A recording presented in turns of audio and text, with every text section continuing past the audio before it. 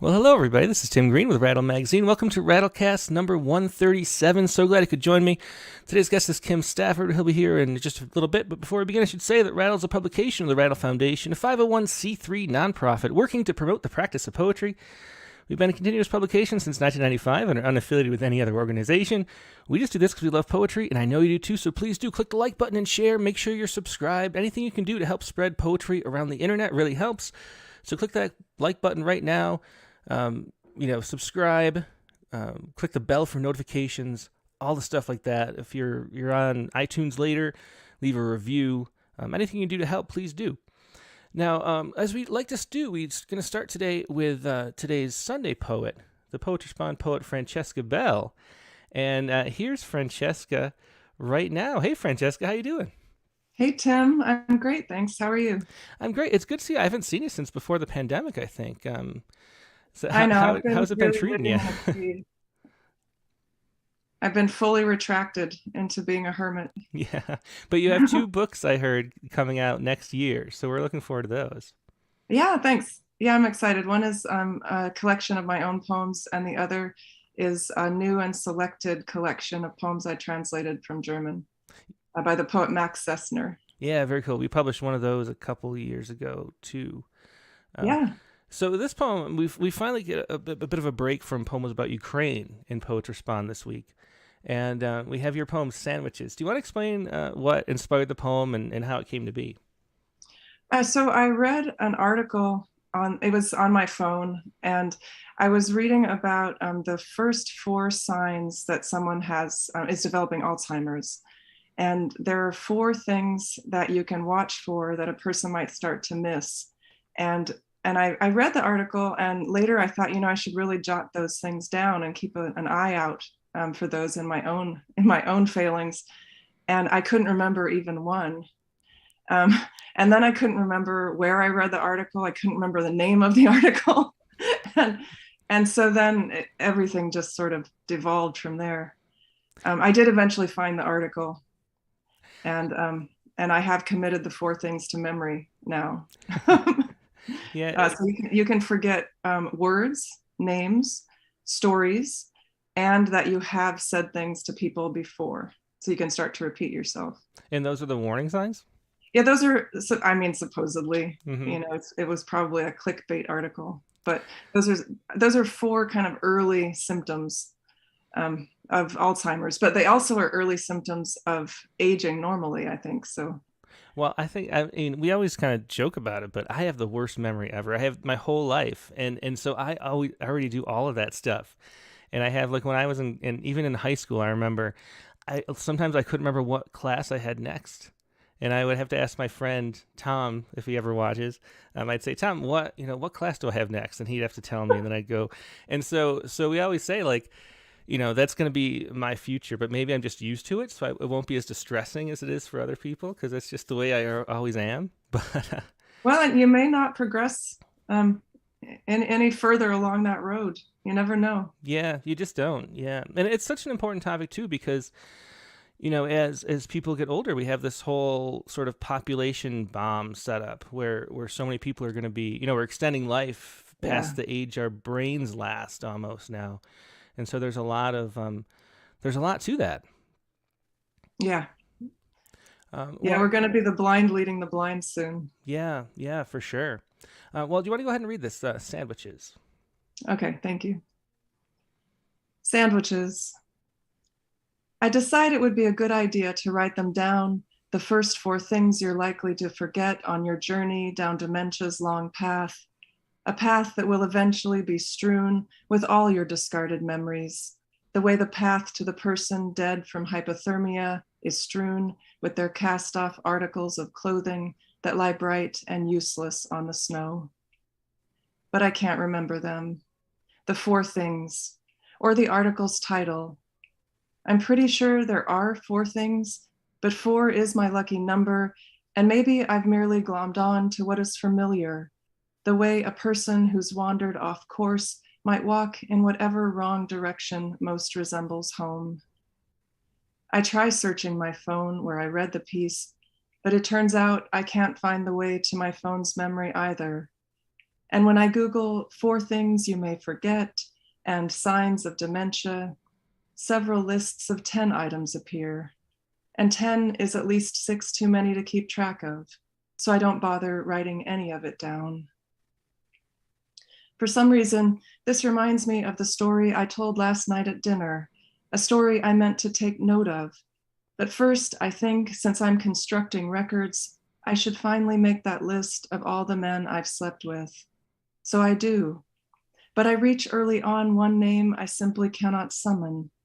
The name of the guy who took me to the snow for a whole day and only brought 1 sandwich, which turned out to be just what sleeping with him was like, a trip to the cold with only half a sandwich to hold you. I write sandwiches where his name should be and go on. But when I reach the end of the list, my lifetime total is 5 under what I thought I tallied years ago, meaning 5 additional names, and the men they belong to may or may not have leapt from memory's cliff. Frustrated, I turn the page to write the story I told at last night's dinner, a story I might in fact have told my family before, now I think of it, and find that it too has vanished along with those men I now can neither remember nor forget, men who may have entered my body without leaving so much as a trace on my mind. Perhaps it will return to me later, the story. Maybe even the men will wander back across my blinkered brain, naked, with or without sandwiches. Maybe a little snow falling outside the window. Their penises memorable this time, overpowering enough that my mind will finally have something solid to hold on to.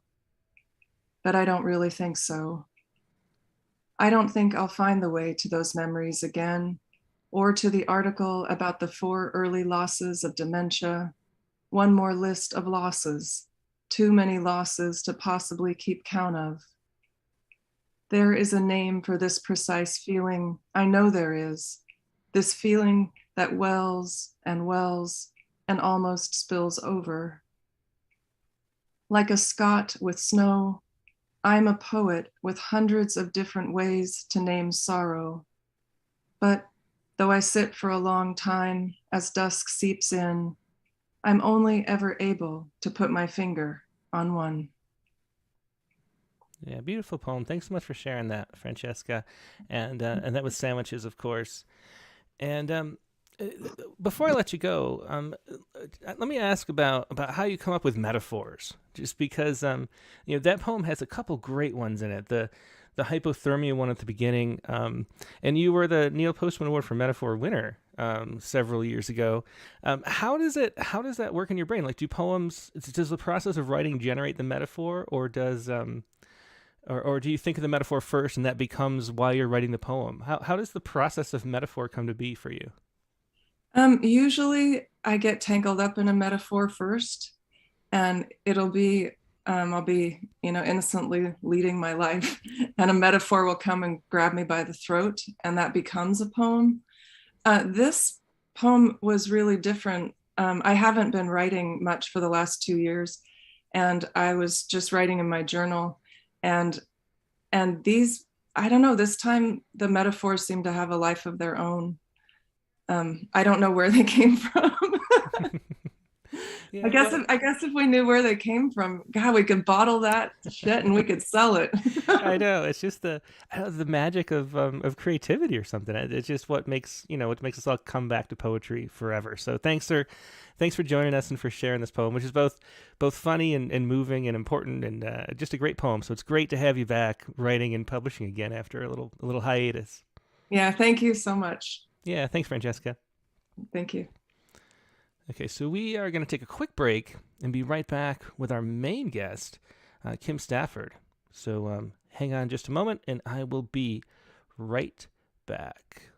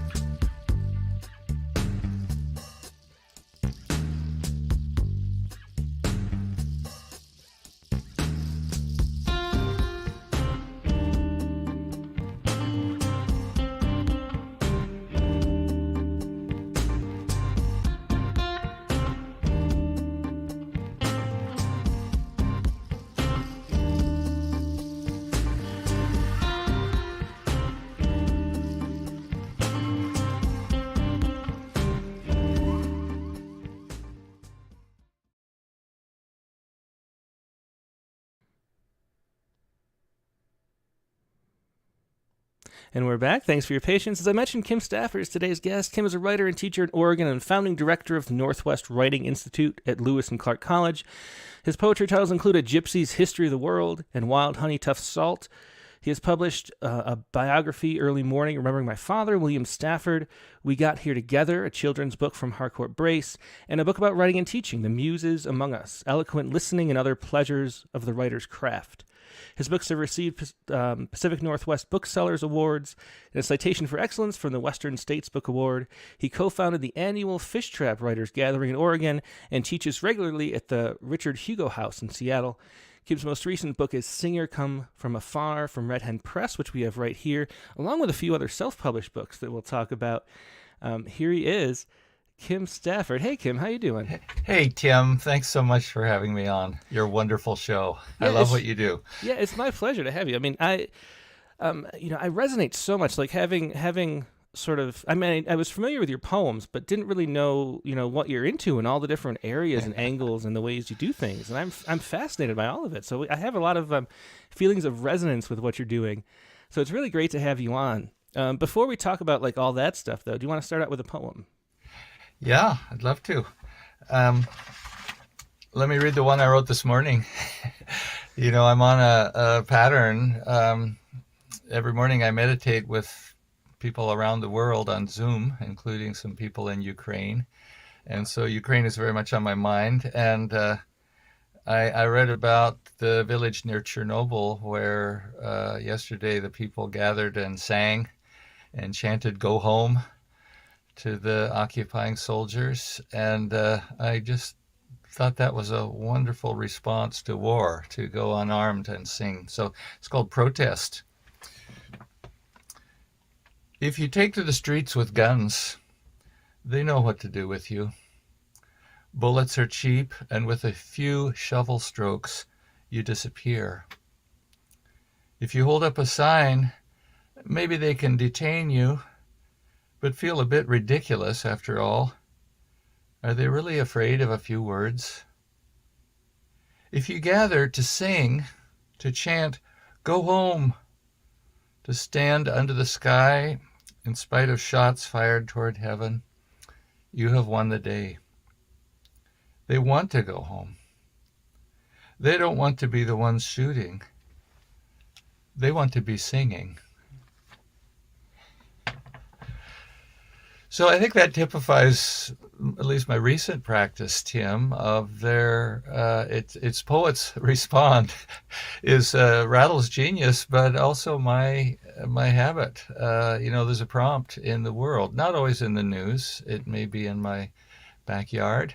It may be on my walk. It may be something I overhear. Like, I think tomorrow I'm going to write about a phrase that came from our conversation with Francesca just now. Oh, really? The blind leading the blind. That is such an interesting idea. And I think it touches on what happens with poetry.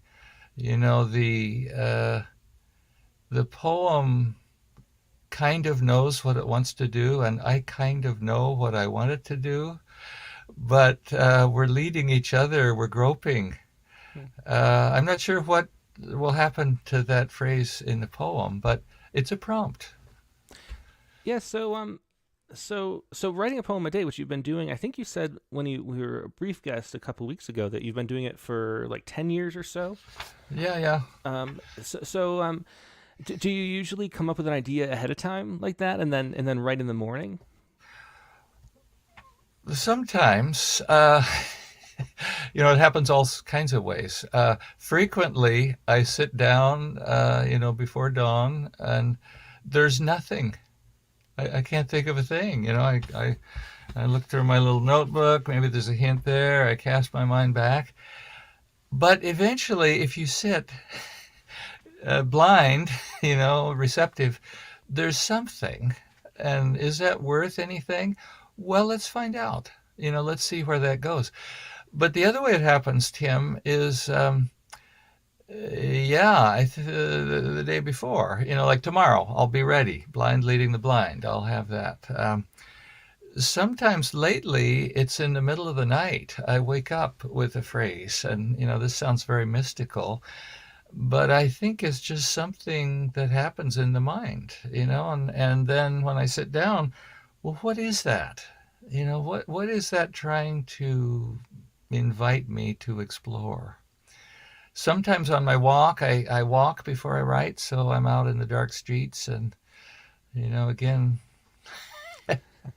something will come to mind. Do you find that frees you up knowing that you're writing a poem every day? Like that you can sort of have more room to not make it good and just explore? Because that seems like one of the main things that would help Yeah. with.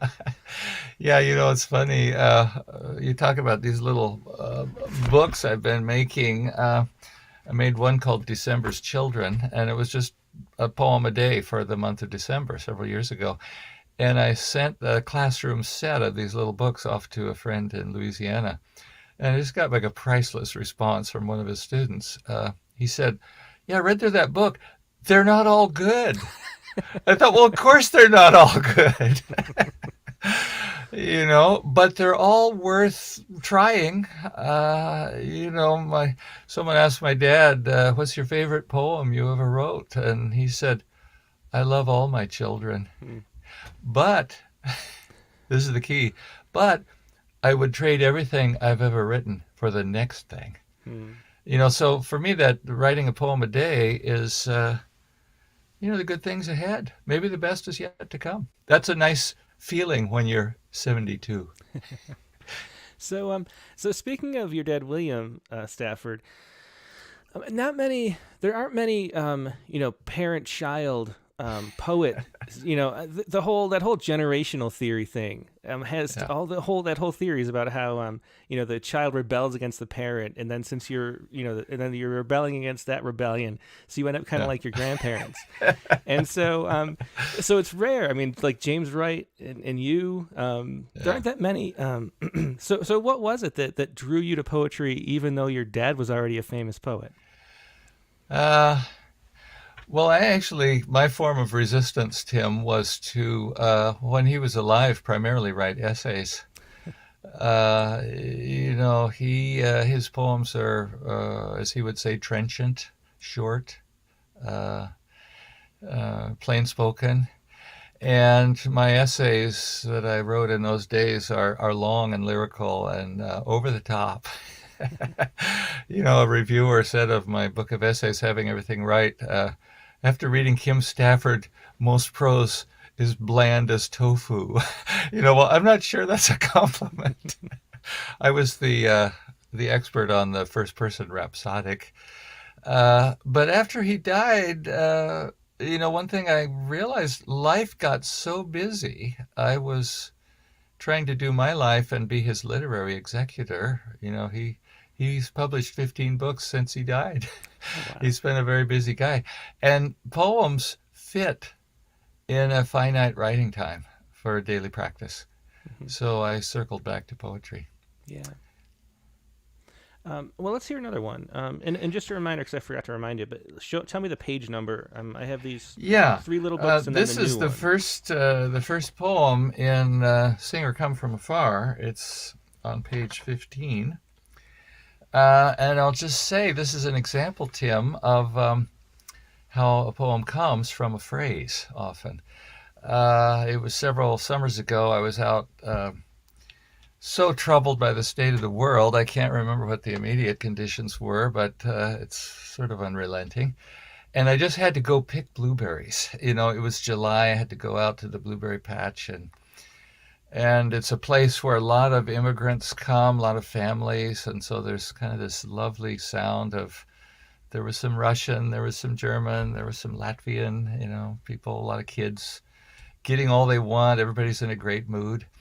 And I noticed that because I'm older, I was doing the easy picking, up at the top of the bushes. You're supposed to crouch down and, pick the bushes clean. But this phrase, easy pickings, came to me. So the poem is called Easy Pickings.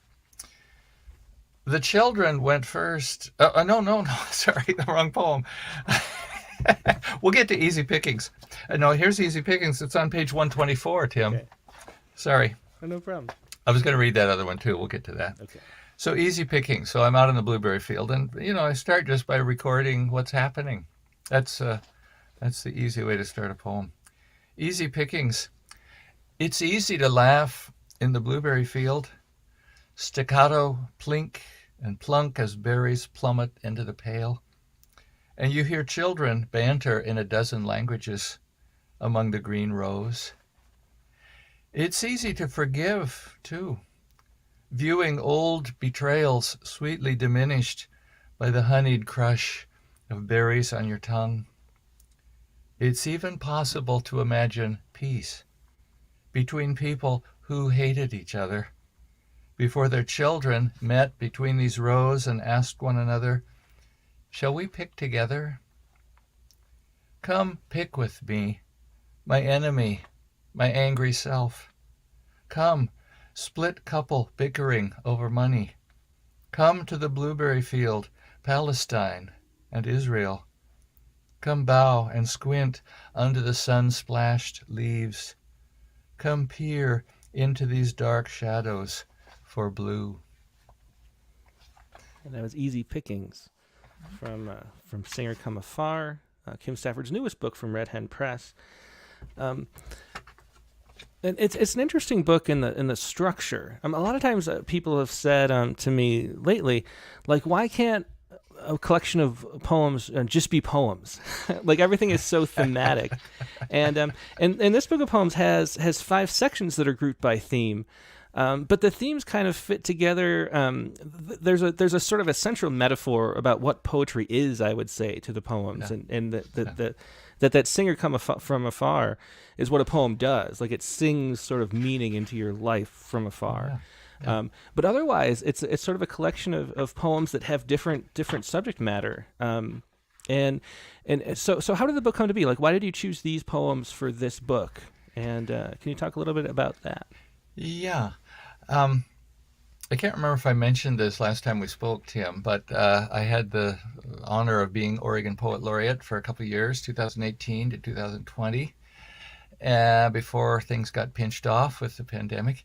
And my predecessor in this post, Elizabeth Woody, who's a Navajo Wasco poet, she said something in a reading at the end of her tenure as Poet Laureate. She said, the more I do poetry, the less it's about what the poem is, and the more about who the poem serves. That really struck me. That became my mission as Poet Laureate, and I think since. So when I'm writing, who might this poem serve? Today we're having my daughter's 40th birthday party. So I wrote a poem for her. That's what you do. So as Poet Laureate, I'd travel around and I'd write poems for the inmates at Two Rivers Prison, for Claudia Castro Luna, the Poet Laureate of Washington State, for my mother, dear departed, for my wife. It's sort of maybe the corollary, Tim, to where does the poem start? Well, where is it going? It's for someone. I think we've all been to poetry readings where it's as if the poet is holding the poem up like a jeweled artifact before us and turning it over, and we're all, in wonder at its beauties. But for me, poetry is transactional. I want it to disappear and for its effect to pierce the heart of the reader or the listener, to connect us. So in answer to your question, I think each of these clusters is, for peace, for earth, for family. And the poems, once I had that overarching theme, it was what they were about. Well, this one references family, this one references earth, this one references the pandemic. So they fell into those clusters. And in the afterword at the end, you talk about Donald Justice's distinction, which I'd never heard before, actually, between great poems and important poems, if I remember that right. Yeah, it was actually Donald Hall. Oh, it was Donald Hall. He has an essay, in which the question comes up, why write poems if you can't write great ones? And that stuck in my craw. Because I'm a teacher and I've experienced people, whether the poem turns out to be a great one, it's an important poem. It's an important poem for the writer and for some readers. I tell my students, if you write a poem for someone, they won't analyze it. They won't correct your grammar. They will say thank you. That's the impulse for me. Yeah, we were talking about that. I think with Jack Riddle at some point about how poems, even if they're not great for somebody else, they're still really meaningful and important for the person who wrote them or the person they're written for, and striving for having some kind of like flawless MFA type poem where it'll be published in some fancy poetry magazine isn't really like we set that up as if that's the goal for some reason. Like we don't use poetry as like the tool that it is and the sort of universal. I mean, it goes back all the way to the oral tradition through our evolutionary biology, what a poem is and does, and the functions that it serves a human being. And it's not, to get a list of publications on your CV. So I don't know. So how do you think about that as you're writing a poem? Because you want a poem to be great at the same time, don't you? I mean, sure. So how do you get through those two things simultaneously? Well, for me, there's a distinction. I want the poem to be famous. I don't want to be famous. Fame is a terrible distraction from living a life. But the poem, if it could travel under its own steam, if it could be travel hand to hand. And I had an epiphany about this, Tim. Several years ago, AWP was in Portland and, my hometown. So I went and, there's a lot of wonderful things going on. I went to a session on poetry on Instagram. And the people on the panel said, now be sure not to post an unpublished poem on Instagram. Rattle is not like this. I really honor you. Hey, it was on Instagram. It was online. Great. Let's put it in the magazine. But they were explaining, no, save your best new work for publication in magazines. And I thought, now let me get this straight. So if I have a poem that's really working, should I send it off and have it be rejected over a series of several years by prestigious magazines and then finally be published and maybe be read by 50 people? I don't know. Or should I put it on Instagram today and it'll be read by 60 people, 100 people? And so that was a sort of a flip-flop for me, that poetry is not a bullet point in my resume. It's something I make because I love people. I love connection. I love kinship. And I want to save the world. I want to have my raindrop in the storm of change. A raindrop in the storm of change. That's great. And I always think that it's almost like we're hung up on the word published. I mean, like when, publish means to make public. And there were only a few ways you could make something public. Yeah. And now that we have the internet, there are a million different ways.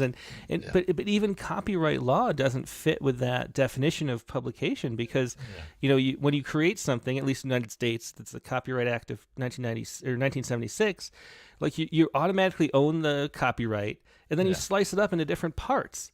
And so like a social media aspect is totally different from a print serial, which is totally different from an online serial, which is totally different from a book. And we're sort of fixated on this idea that publication is the thing when we could be doing so much more. I think it's such a detriment. We're sort of caught in this like trap of our own vocabulary. Yeah. Well, in my experience, poetry kind of gets a pass, Tim, because there's not a lot of money involved. I'm the literary executor for my dad, so I get, hundreds of permission requests. And it's touching the range. It might be Houghton Mifflin wants to publish 20,000 copies of a textbook. Well, they're going to pay. They should pay. Someone will write me and say, I want to read one of your dad's poems at my wedding. Is that okay? Oh, yeah. And, for that one request, there are probably hundreds of people who are carrying poetry into the world unencumbered by profit motive. I want to live in the gift economy that Lewis Hyde talks about in his book, The Gift, because poems come to you not because you pay for them, except by experience and suffering. And you want to, impulses they should move freely beyond you. So, yeah, there's copyright law, and then there's the impulse of generosity. Hmm. Yeah, I mean, just one of the great things about poetry is that there's not a lot of economic forces, and it's just Yeah. one of the most free things we can do.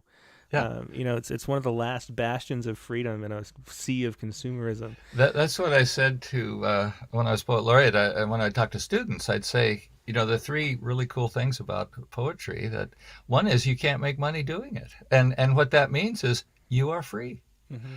And the other is, another one is, a lot of times people don't really understand poetry or how it works. Some people like this one, some people like that one. Again, you are free, to do it your own way.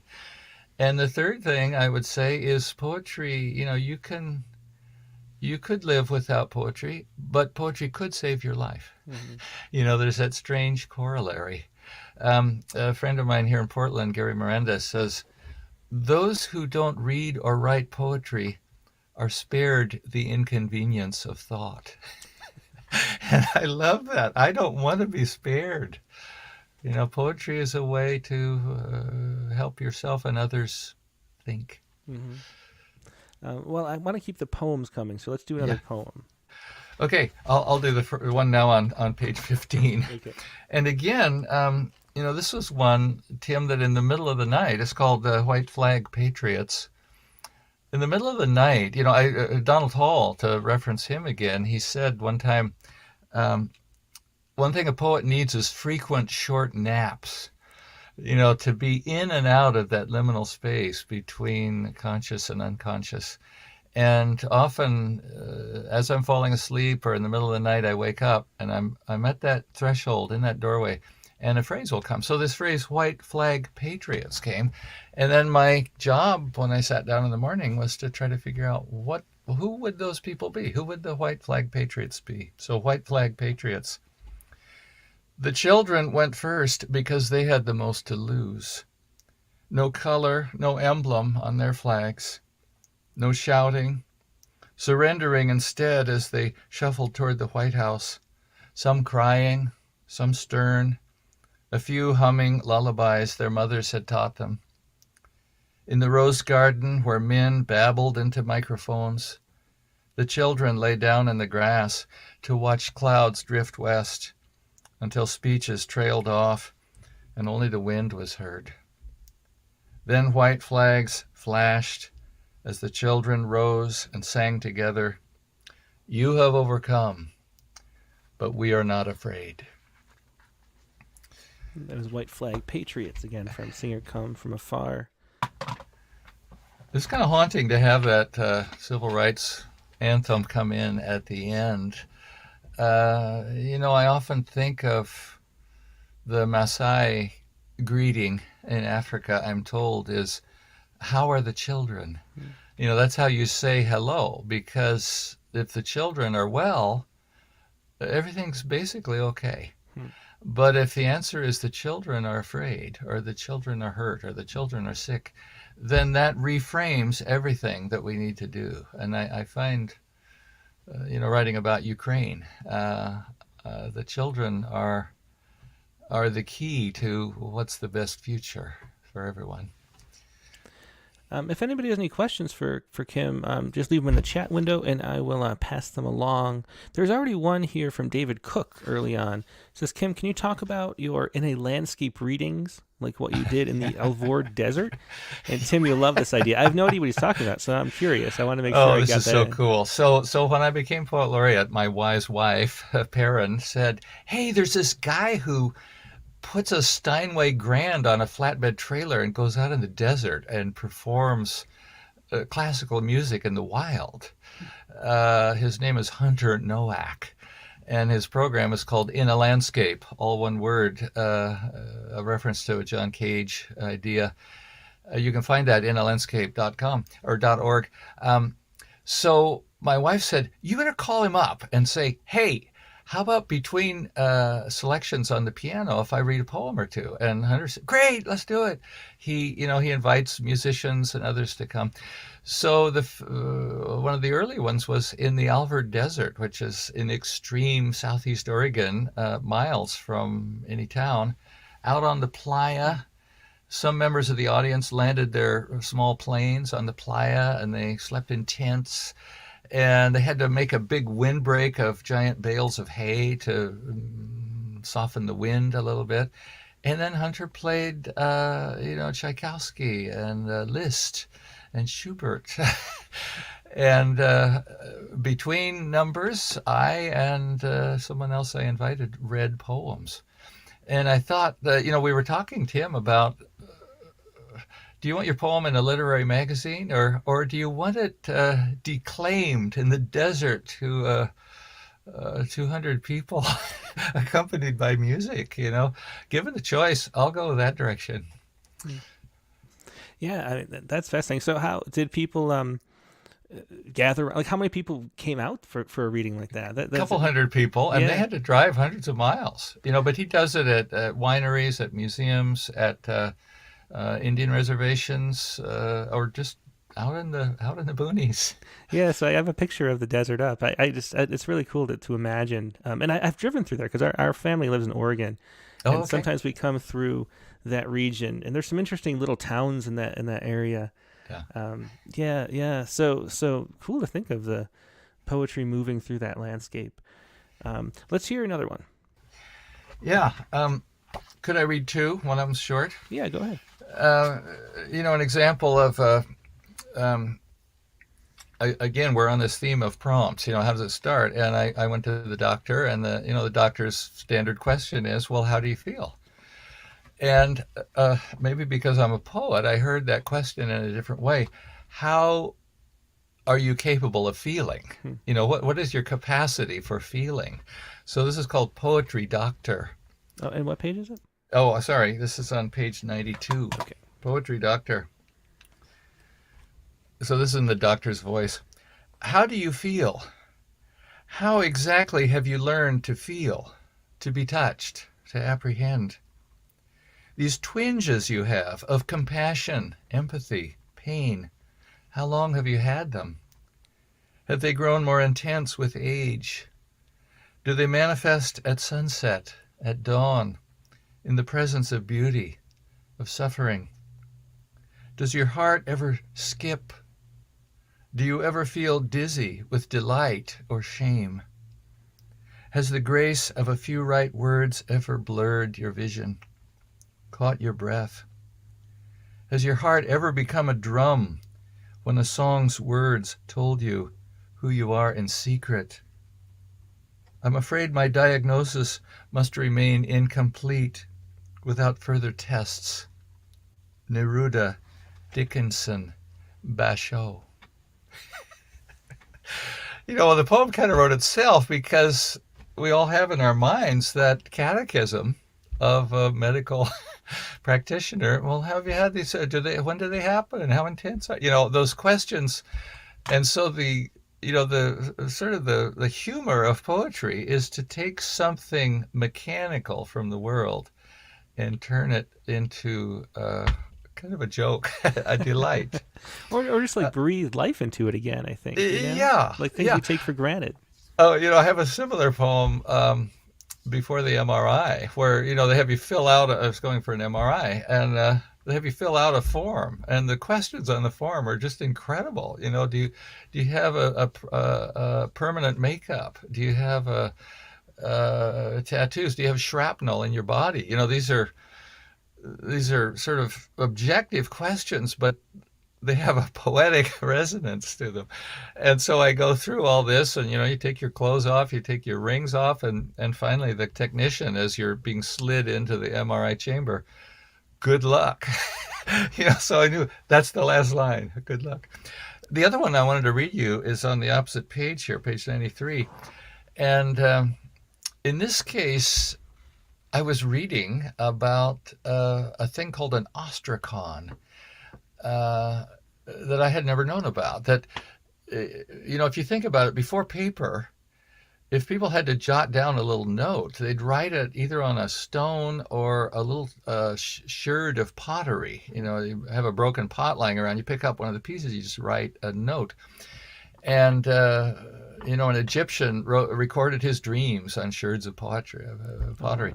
And they're called ostracons because in ancient Athens, if you were going to vote on exiling a citizen, you'd write yes or no on a sherd of pottery and throw it into a heap, and then they'd count them, and that person would be ostracized. Oh, wow. It's the same word. So this idea of an ostracon, of a fragment, a single line, which is sort of hauntingly like what we have from Sappho, the early Greek poet. We just have these fragments of her poetry, and so these single lines have a haunting kind of loneliness to them. So I decided I'm just going to write an ostracon where every line starts from scratch, and then just see what happens atmospherically. Ostracon. I never really knew my mother. Learning to tie my shoes was the beginning.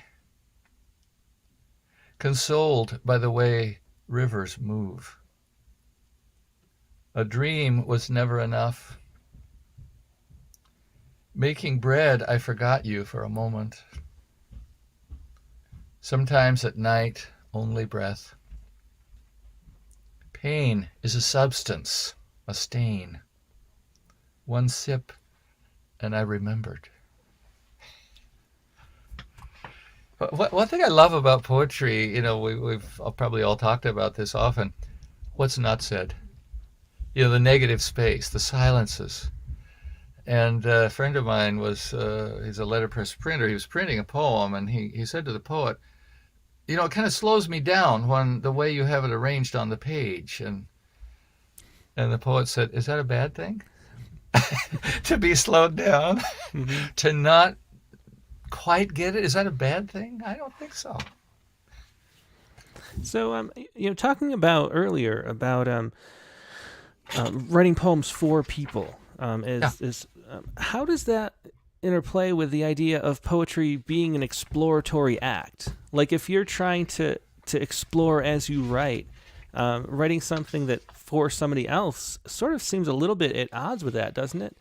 Or are you exploring their perspective? Like how do you find that process of discovery when you're writing a poem for something like a birthday or something like that? Yeah, for me, Tim, there's a delicious simultaneity of knowing and not knowing. Like the poem I read earlier, White Flag Patriots. Okay, I know what the title is before I write the poem. Well, isn't that a little prescriptive? Quite the opposite. I mean, what in the world are white flag patriots? So it's the blind leading the blind. Here's a prompt that is in some ways a known thing. It's already been put into words, and yet it's an invitation to go helplessly into the unknown. If you know what you're going to write about, but you don't have the slightest idea how you're going to do it, or really what that's going to turn out to be. My favorite element, both in writing and reading poetry, is the turn, where the poem makes an oblique, and yet, but, later, those signals that we're leaving behind the first stage of the rocket here that, got us partway into space. And now we're going into the unknown, into the darkness. So, it's sort of like a friendship, a conversation, improvisation in jazz. You sort of start from somewhere, but you don't know where you're going. So, and maybe a follow-up. This is a question from Julian Matthews. Do poems always have to have a message? I've been criticized. I sent this book, Singer Come From Afar, to a dear friend, and he wrote back and said, you kind of have a habit of, in the last few lines, saying, and so we blah, blah, blah. He said, don't do that. Trust the poem. Trust the unknown but resonant hints in the poem to carry the reader toward the reader's meaning. It's like, who was it who said, end with an image and don't explain. every time I teach a class in poetry, Stanley Kunitz said that, end with an image and don't explain. A sensation, a color, an object. So poems are locations of meaning, but they don't have a meaning. It's like that story about Isadora Duncan, the first modern free-form dancer, that she is out at the Acropolis with her waving scarves. And after her performance, the reporter said, Ms. Duncan, what does your dance mean? And she said, if I could tell you that, I wouldn't need to dance. Yeah. Yeah, well, that's how I think of it. I think, as far as a poem having a message, I think a poem is a message, but the poet doesn't have a message. Yeah. The whole act of a poem is trying to decipher the message that the poem is speaking. Yeah. Do you want to read another one? I do. Let's go on for hours, Tim. This is fun. Should. I love the shows. That was a good one. So. Yeah. Okay. This is on page 50. It's called Inmate Calls Home, and. In the pandemic, I was writing pandemic poems every day, putting them on Instagram, made a couple little books of pandemic poems and put out there, and, called my editor at Hen Press saying, I know you've already accepted my manuscript, but it would be dishonest not to have some pandemic poems in there. Is it too late? And so on. And so this was one. I have a friend who made a vow 8 years ago to visit a prison in Oregon every day on a Wednesday every week. Once a week, and just sit with 20 or so inmates and have a dialogue circle. Just say, how's it going? What are you thinking? What are you wondering? What are you afraid of? What do you remember? And, sometimes they'd read poetry. He'd bring in visitors. They ended up doing a Shakespeare play in the prison and so on. And so my friend Johnny called me up and said, wow, I got a call from Rocky in prison, and he said, Johnny, are you okay? We're used to isolate, we're used to lockdown, but you're not. Are you okay? And I was really touched, Tim, by this idea of an inmate having concern for someone who's technically free. So I imagined this inmate calling his mother at home. And so the inmate calls home. Mom, I've been all night worried. This virus thing, they say it gets everywhere. So don't go out, okay? Get food, sit tight, read. Just read. You like that. Make calls. Not like visits, I know. You love those friends. Nights, I hear you tell them things in my mind. Mom, I've been worried. Cabin fever. Yeah, here on the inside, we're used to that. Lots of practice. Time crawls like a broken dancer. You watch it. But Mom, what you gonna do with all that time? No visits, no go where you want, no bench in the park you like. Nights, Mom, no worry. No you worry, okay? Me, I'm good. I'm so good. Well, Johnny sent the poem to Rocky, and Rocky wrote back and said, I'm so glad someone on the outside knows what I feel. To me, that was about as good as it gets, Tim. Yeah. That the poem got through to one person. That's enough. Yeah. Do you want to talk about these little books that you've been publishing? This is an interesting idea to me. And it kind of ties into some of the stuff we were talking about before, as far as like different ways to publish. But I've always felt like if you want to be sort of part of the writer club and be a professor somewhere, you need books from real publishers. But if you just love poetry and want to share poems, like what a lot of people do with no aspirations for joining that club and being a professor tenured somewhere, then there's really no reason to wait for a press and to slog through all that, because because a press can't really give you an audience anymore, and it can't do much for marketing. You're kind of on your own as a poet either way, and so you might as well be on your own quickly and affordably, I guess you could say. So what was it that made you? And I'll put some of these on the screen for everybody at home. But what made you want to put these books together? We have The Flavor of Unity, post-election poems. We have Earth Verse, and we have Peace Warrior, poems in English and Spanish. And these are just little self-published books of poems. They're little, I don't know how many pages, like maybe 40, 50 pages. 48 pages. Ah, there you go, 48 pages. Yeah, that's the minimum that the Lulu.com will print for you. And they cost about $2 to print each one or less. And I'll tell you the story of how it started, Tim. So I was infected by that idea of real writers don't self-publish. Vanity, press. That's a very moralistic identification. Leaving aside that Walt Whitman did it, you'd be in good company. But here's what happened. Trump got elected. And it was the fall of 2016, and I started writing poems about democracy and about every voice and about justice. And, I just sort of went down that river. And then I heard that the Women's March was going to happen the day after the inauguration, and I decided I'm going to put out a book of poems to be given away at the Women's March, and not to be sold, to be given away.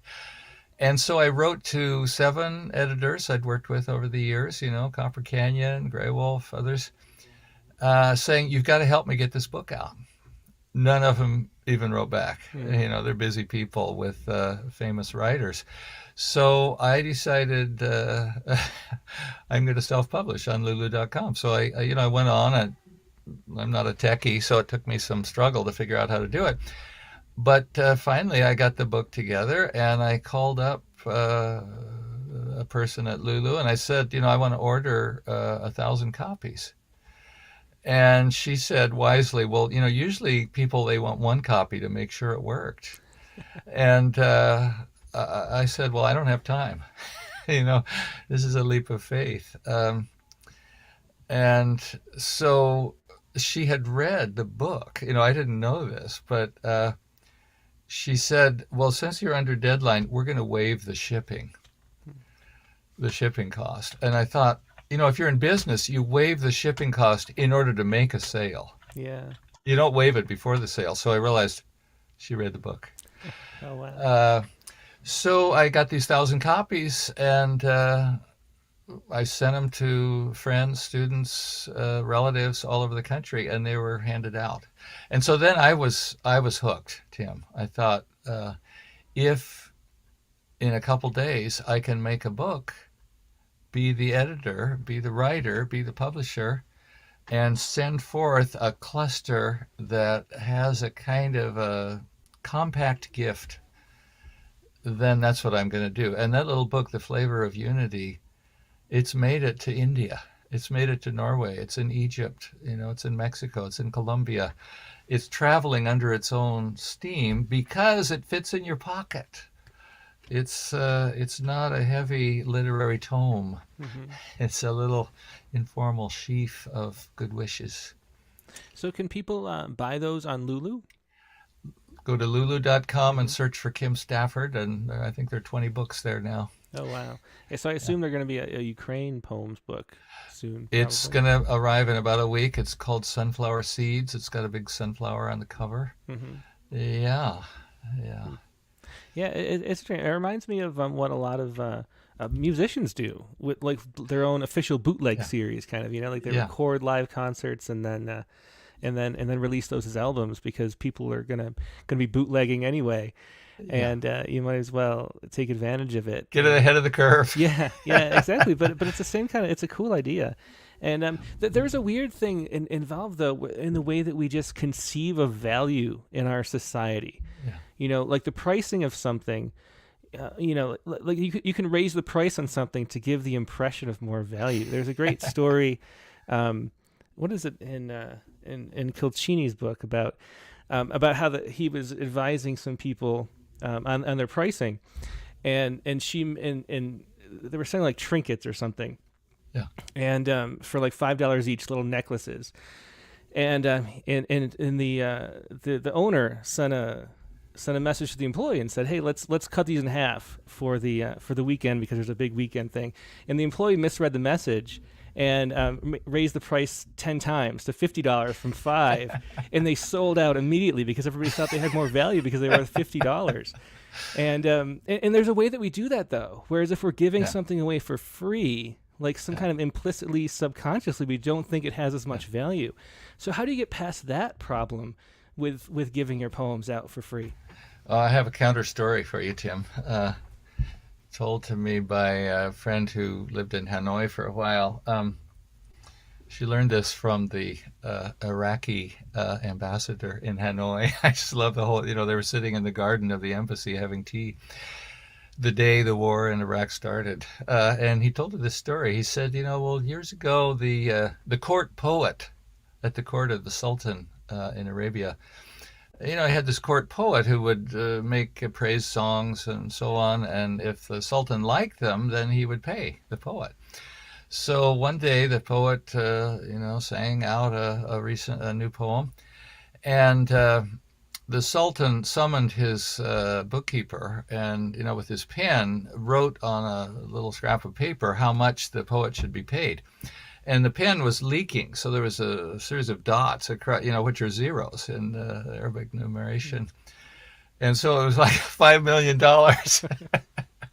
And the bookkeeper said to the Sultan, Your Majesty, this can't be accurate. And the Sultan said, who am I to say my hand does not know my heart's most intimate desire? Oh, wow. That's great. Now poets, of course, love this story. But what is the value of heart music at the end of the day? There's a saying I learned from a friend. He was talking about marriage. The benefits are many, the gifts are many, but the price is everything. And I think the price of a life without poetry, without music, without children, without hope is everything. So, maybe the little books, they go for $5 or they're given away free. What are they worth? Well, what's happiness worth? What's kinship worth? Mm-hmm. Another thing that you do that's interesting, you have these QR codes that you've done with Singer Come From Afar, and they link to things like readings and prompts and sort of with more explanation. I have the sheet here. I'll show everybody what I'm talking about. But there are these QR codes, and of course you can scan them with any smartphone, and it'll pop up a little bubble and say, "Do you want to go to this link?" And then you can see sort of further reading on certain poems and your own voice reading or translations, all sorts of things. Yeah. Can you explain, why did you do that? Well, I was wandering aimlessly on the web one time, and I came to a site that described a literary walk in Reykjavik in Iceland, where you go along and there's a series of QR codes, and with your phone you can hear an Icelandic poet reading a poem about the landscape. And I just thought, this idea has to take over the world. And so again, not being a techie, it took me a while to figure out how to do it, but it is quite doable. And anyone who's interested, on my website, which is kimstaffordpoet.com, there's a heading called QR codes, and there's a description about how to do this and how to use this. So again, I wrote to editors. I wrote to the Academy of American Poets. I wrote to Joy Harjo. And I said, I think this QR code idea, which is generally used to sell products or to take you to the menu or to the catalog, what if it took you to a child reading a poem or a translation of the poem or the first draft of the poem or the landscape where the poem was written or a film with music? And one of my editor friends said, well, I don't even have that app on my phone. And I said, but high school students do. If they're sitting reading a big textbook and they read a Langston Hughes poem, why shouldn't they, with their phone, be able to hear Langston Hughes read the poem? Mm-hmm. If you see a poster for a poetry reading, why not be able to hear the poet read one of the poems? It would increase. So there's that page that I sent you, Tim, is on the website under the QR heading at kimstaffordpoet.com. Mm-hmm. Yeah. We have. It's just cool the different things technology can do, and it's neat to see you play with them and sort of take advantage. Yeah. We had an issue number 27 of Rattle. It was a slam issue, so we had a CD that we had made and then glued in the back flap. But now, we would definitely do it this way. I've been thinking many times if we did the slam issue again, or performance poets issue, or a musicians issue, to just have a QR code right on the page with the poem, and then you can go to the extra media. And it's just, what I loved about this, Tim, is it circles us all the way back to sitting around the fire. Mm-hmm. Yeah, it uses technology to return us to the world of the voice. Mm-hmm. Yeah, which is just what we're trying to do here, and it's why I love doing this show so much. It's just so fun to sit around as if a campfire, and share poems and talk and learn and hear the music of speech. Yeah. Let's hear another poem. Yeah, this is it's on page 38. It's called All My Relations, and this grew out of the custom, it's been a long time coming, and I'm glad it's here, of some kind of land acknowledgement that often inaugurates a reading or an event where you say, let's remember the indigenous people of this place. And it's a little bit like, I gave a reading in Hana on Maui one time, and I was struck by how, in America, when you give a reading, someone gets up and tells how famous you are and what your books are, and and then you get up and read poems, and then books are sold. In Hana, it goes like this: you come into the room and you're dressed in flowers, and there's music going, and there's some food there, and there are families, children. And one of the aunties gets up and gives a blessing in Hawaiian, and then it's translated. And the blessing is basically something like, we are so grateful that our visitor has left his family and has traveled here to bring us songs and stories to help us live more deeply with one, this beautiful kind of invocation. So this poem, All My Relations, is often what I would begin a reading with. I want to thank all my relations for this chance to be on earth in her time of flourishing. To thank the first people of this place, the Multnomah people, the Clackamas, Molalla, Tualatin, and Chinook, to honor their sovereignty in long and continuing relation, still teaching us how we might be here together. I want to thank my mother and father, moon and sun, for setting me forth before their own passing on. To thank my grandmother who listened to me so eloquently, I learned to listen to my own heart and mind, to find stories and songs there. To thank my family and friends and all citizens and travelers who study and work for deeper kinship in this place with one another and with all creatures, one earth, visible, palpable, fragile, intricate, resonant, in need of our better stories. I want to thank you who have gathered to receive what I have carried here, in hope that something I have may meet something you need, so all our relations may be strengthened for the life we live together. Amen. I just feel like saying amen. And the funny thing, Tim, I read that, I was reading with Claudia Castro-Luna up in Vancouver, Washington, and an elder from the Cowlitz tribe came up afterward and said, where did you get that phrase, all my relations? We in the Cowlitz, we end, if you write a letter at the end, you say, AMR, all my relations. I said, well, I think I got it from the earth. We haven't talked much about craft and the way you compose poems and what you're aiming for. And when I read your poems, there's always a real sense of music in a sense, but an unobtrusiveness too. So it feels like like the first line maybe starts to generate some of the sounds as you go through. But there's a way that the poet, like as a poet, you like stay in the background. Like the line breaks and the length of the poem are all sort of have this natural, like I'm not going to get in the way of this feeling. So how do you go about doing that, and why do you think that's the style that you're drawn to? You made my day, Tim. I'm glad they read that way. My dad had a phrase somewhere, let me be a plain, unmarked envelope passing through the world. Read my lips, forget my name. The music is what I think really draws me back to the table of the feast of poetry.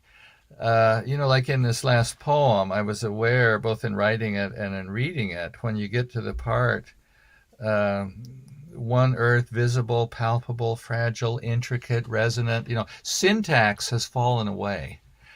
And what's happening is a film or a dream or something flowing. And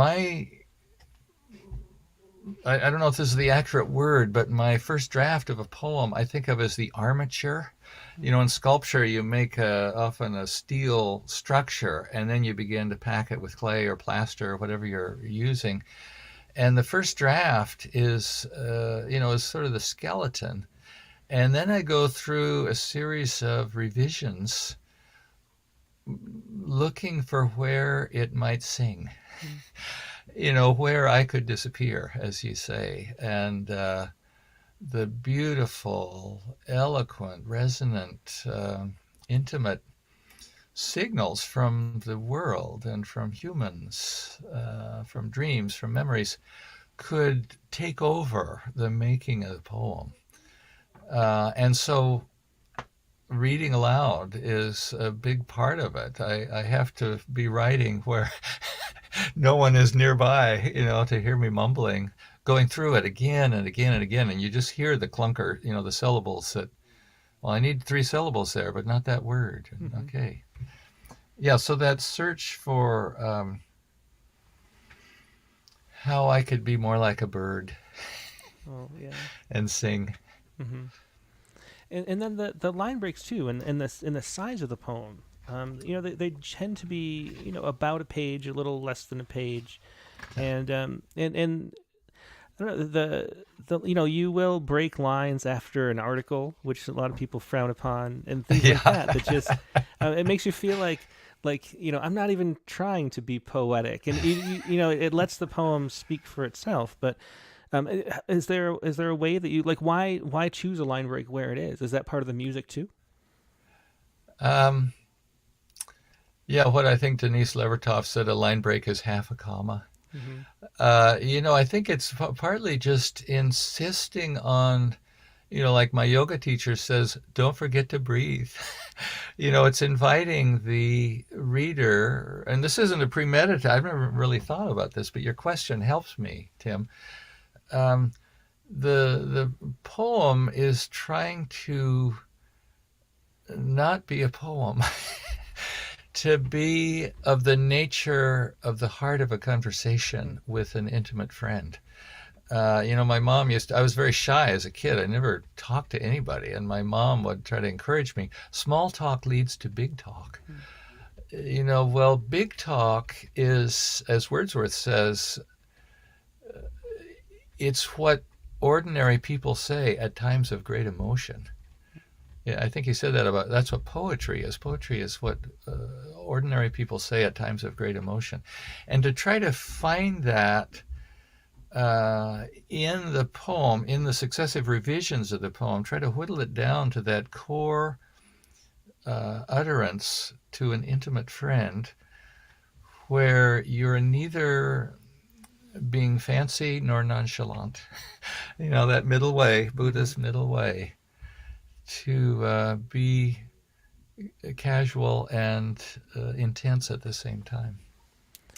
We'll do 2 more questions from the audience and 1 more poem, I think, because we're getting up on time. Sharon Fronte asks, does Kim have any untitled poems? I've been writing more untitled poems lately. I'm not sure why. And which is just brings in general, like what is your idea? Like, what is a title for, and how do you come up with a title? Yeah, there's a funny story. One of my students had a poetry professor, and my student, he was an undergraduate at the time, he turned in an untitled poem, and his professor got on his case for that. You've got to have a title. And the student said, well, Emily Dickinson didn't have titles. And the professor said, I'll tell you what, when you can write as well as Emily Dickinson, you can stop using titles. So I think of the title as an incredible opportunity. I mean, where else do you get to write a sentence fragment in neon? To feature an enigma. Maybe this is an odd thing to admit, but I almost without fail write the title first. A friend of mine said, he studied British and American poetry. He said British poets know where they're going when they start writing, and then they complete the task. American poets don't know where they're going. Well, maybe I'm British. I sort of know at least the context that I have entered into by putting that title, Easy Pickings or White Flag Patriots, and then writing from that. I have an exercise I do with my students, which is write your poem and then write 3 possible titles for the poem. A short one, a long one, and a strange one. And then see which one you like best. And often it's that third one that people choose. The short one is sort of it's sort of naming the poem, titling. The second one is exploring the atmospheric context of the poem. So you're learning as you're doing these successive titles. And then the strange one is the poetic one. Mm-hmm. So I hope that answers your question. Yeah, I think it does. It's a great answer. And back to the money question. Dick Westheimer asks, if poetry is made better by its disconnect with money, does that imply that the giant, well-funded poetry institutions are distorting the poetry landscape in a bad way? I love that question. I don't know the answer, but I love that question. And I hope the big, well-funded poetry organizations are asking that question of themselves. Does our secure funding impede our mission for the intuitive experience of poetry? I like to wander the streets. I like to listen to people. I like to eavesdrop on my own mind. I think big poetry organizations suffer from their prominence. When you have funding and a board of directors and so on, you are accountable. And that's foreign to my experience of what makes poetry so delicious. So I'm not judging them, but I'm inviting them to be aware of the danger and to work against it. Institutions trade away freedom for security. Mm-hmm. At least that's the danger. Yeah. Mm-hmm.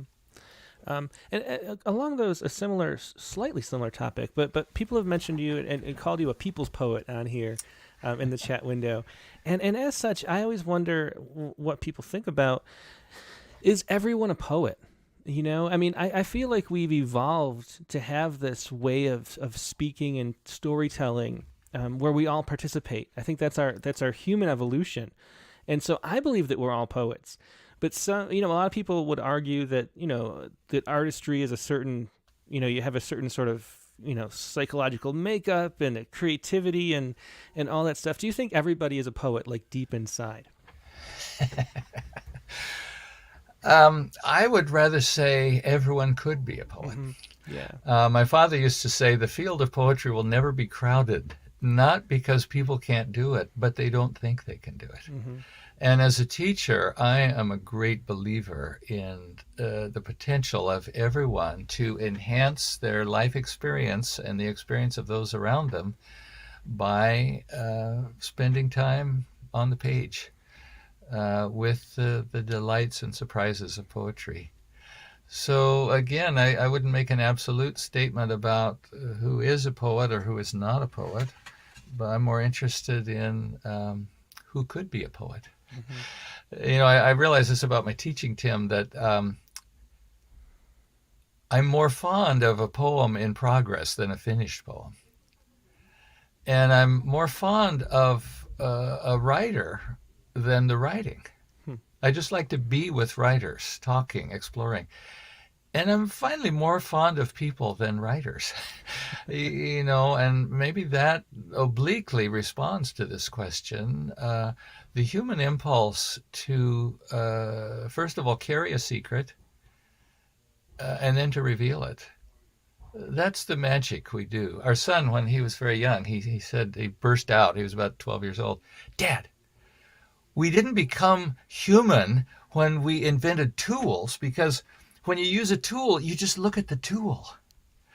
We became human when we sat around the fire and looked into each other's eyes and told stories. So in that sense, we're all in that circle. Mm-hmm. Yeah, I would agree. Yeah, great way to put it. Let's finish out with one last poem. Okay, this is on page 19. And this is a poem from the Trump era. It's called Dear Mr. President. I have this friend, Antonio Dominguez. He was undocumented. He was in danger. He's now documented. I wrote a letter on his behalf, and others did, because he's such a wonderful person. But, maybe this is an example, Tim, to end with. So I wrote this poem for Antonio, although it's addressed to Dear Mr. President. And when Antonio read the poem, he wept. So that's what I'm in this business for. Dear Mr. President, in sheer contradiction of your efforts to warn our fellow citizens of the danger of immigrants, a certain Antonio from Michoacan, who has been living without documents as my neighbor for 15 years, has put me to shame with his work ethic, thrift, good humor, and courage, building stone walls, repairing roads, tilling gardens, and otherwise inflicting beauty and good order on this neglected corner of our nation, in spite of all you say to drive him away. Sir, you are not getting through. He keeps smiling and bending to any task we offer for simple wages, humming a song I can't get out of my head or heart. I do not know how to advise you, sir. You have labored long and loud to cast him down, cast him out, but he just keeps humming that song. Que linda está la mañana en que vengo a saludarte.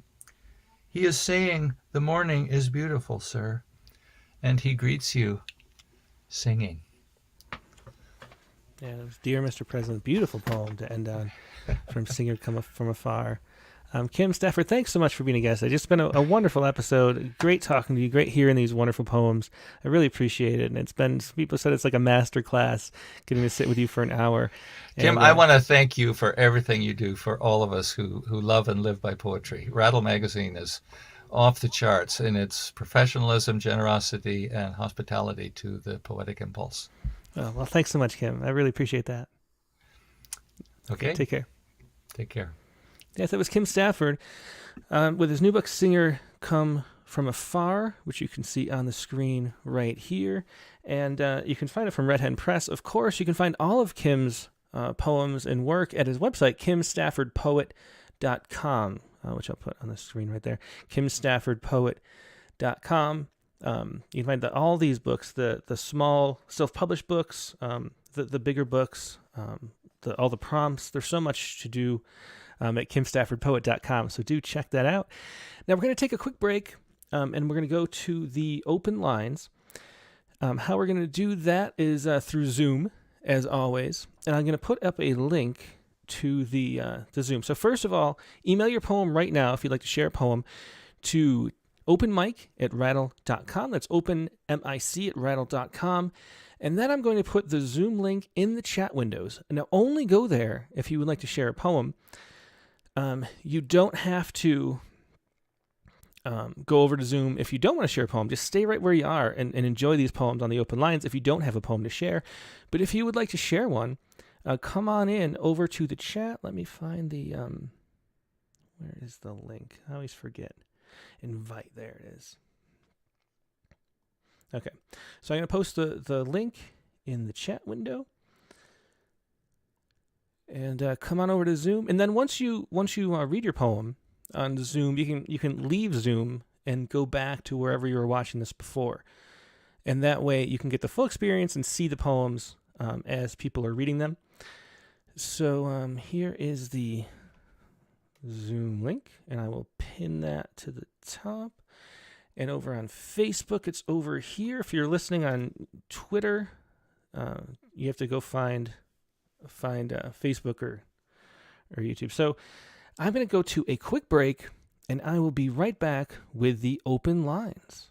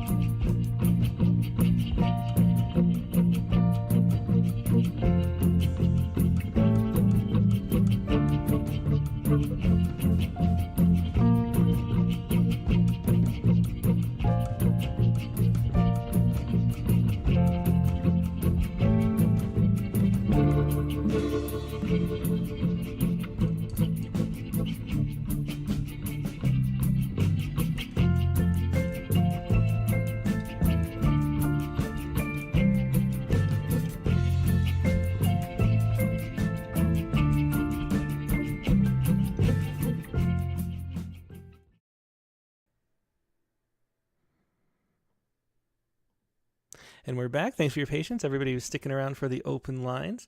The prompt for this week was to write a poem about something you were wrong about.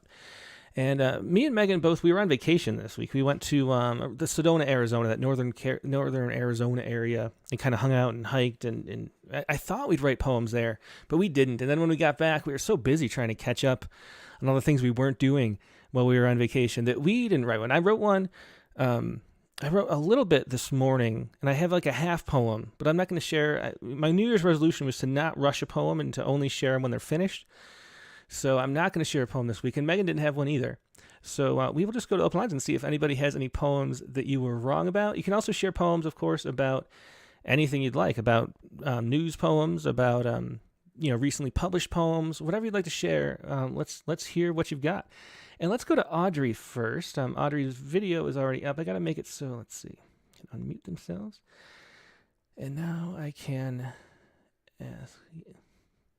Yeah. Hey, Audrey, how you doing today? I'm great. Good to be here. Yeah, it's great to have you always. So what do you have that you would like to share? Okay. This is one that I wrote about the news this week. Mm-hmm. If only. If only the fairy godmother heard voices of soldiers in Mariupol screaming beneath the missiles, standing stalwart in the land of nodding sunflowers, she would have rushed off to grant a few extra wishes after finishing with Cinderella's beribboned blue gown and orange pumpkin coach.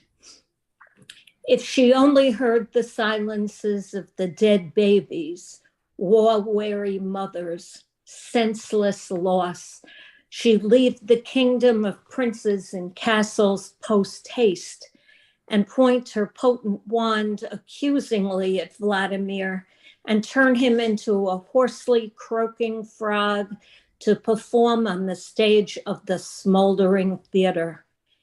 Isn't that what fairy godmothers are supposed to do? Isn't it? Thank you. Yeah, excellent poem. Thanks for sharing. Very vivid. I love that. Thanks for sharing that, Audrey. You're welcome. Okay, and let's go to mute. Let's go to Mary Lisa. Hi, Timothy. Hey, Mary Lisa. Hi, everyone. De diminutis, is that? It's okay. De diminutis. Okay, yeah, de diminutis. Okay, so I'm glad it's the first time you've joined us, I believe, unless you've called in a long time ago. No, it's my first time. Very cool. Well, where are you calling from, first of all? Thank you for having me. I'm in Northfield, New Jersey, about 10 minutes from Atlantic City. If you go along with the traffic, about 40 minutes to Philly. Very cool. And what do you have that you'd like to share? Okay, so this is an older poem, but it's sort of fitting in with my manuscript, my longer book. I think it was actually, no, it was not. It was not published in my chapbook. I'm just going to read. Okay. This is called Some Poems My Mother Might Not Want to Read, Cannot Be Excluded. 2 wrongs don't make a right, said God Almighty, said my mother. Yet she held my sister's hand above the flame, not close enough to burn her skin, just near enough to make her scream in fear and struggle to be free and learn a lesson. Well, I was just about to show or ask my mother something. I was coming from the hall and I was just about to walk into the kitchen when I saw them there. My sister stood accused beyond a doubt. I knew my sister had been caught, but not at what. And so I listened hard to know would I be next and felt my breath seize up, then fled to think up ways to not be bullied but into silence. But I could not save my sister or myself, who with my brother were the cause of all her torment. No, we could not stop our mother crossing over. Did we hear her? Did we understand? We could not calm or cure her spirit.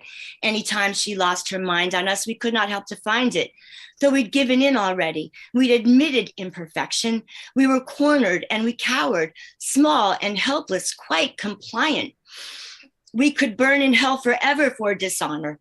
Yet I dreamed her dead sometimes. Sometimes I killed her from my bed, forgetting God, and for my sister's hands held close to living hell, and for myself and for my brother, mother's pigeons trained to dance around in circles, to maneuver in our cages, to be fed her mother food, withheld each time. Her eyes flashed wide and filled with hatred for her own life, starving, hungry. She was starving. God, she must have been.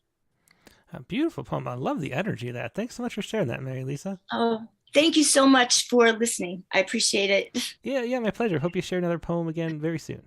Thank you. Cool, thanks. I will. Thank you. I'll try. Okay. That was Mary Lisa de diminutis. And let's go to... Gus Peterson is here. Gus has the Tuesday poem coming up. So this is going to be another Poets Respond poet. Hey, Gus, how you doing? Good, Tim. How are you? I'm doing great. It's good to see you. So you had a poem in Poet Respond, I think 5 years ago once, but that was before we were doing a show. So it's good to see you for the first time. Yeah, it only took 5 years. yeah, 5 years for another one. And this is Mathura Man sets record. And I really want to preface this poem because do not attempt this at home. But it's Mathura Man sets record by staring at sun for over an hour. And can you explain a little bit about how this poem came to be and why this strange and dangerous news story resonated with you?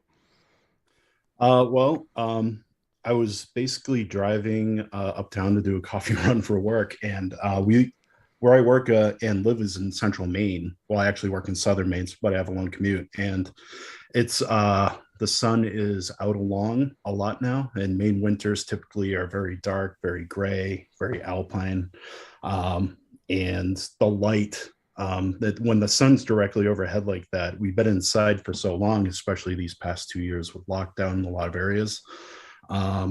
The brilliance of the sun really just was literally hurting my eyes, and it just kind of struck me how inside a creature I've been.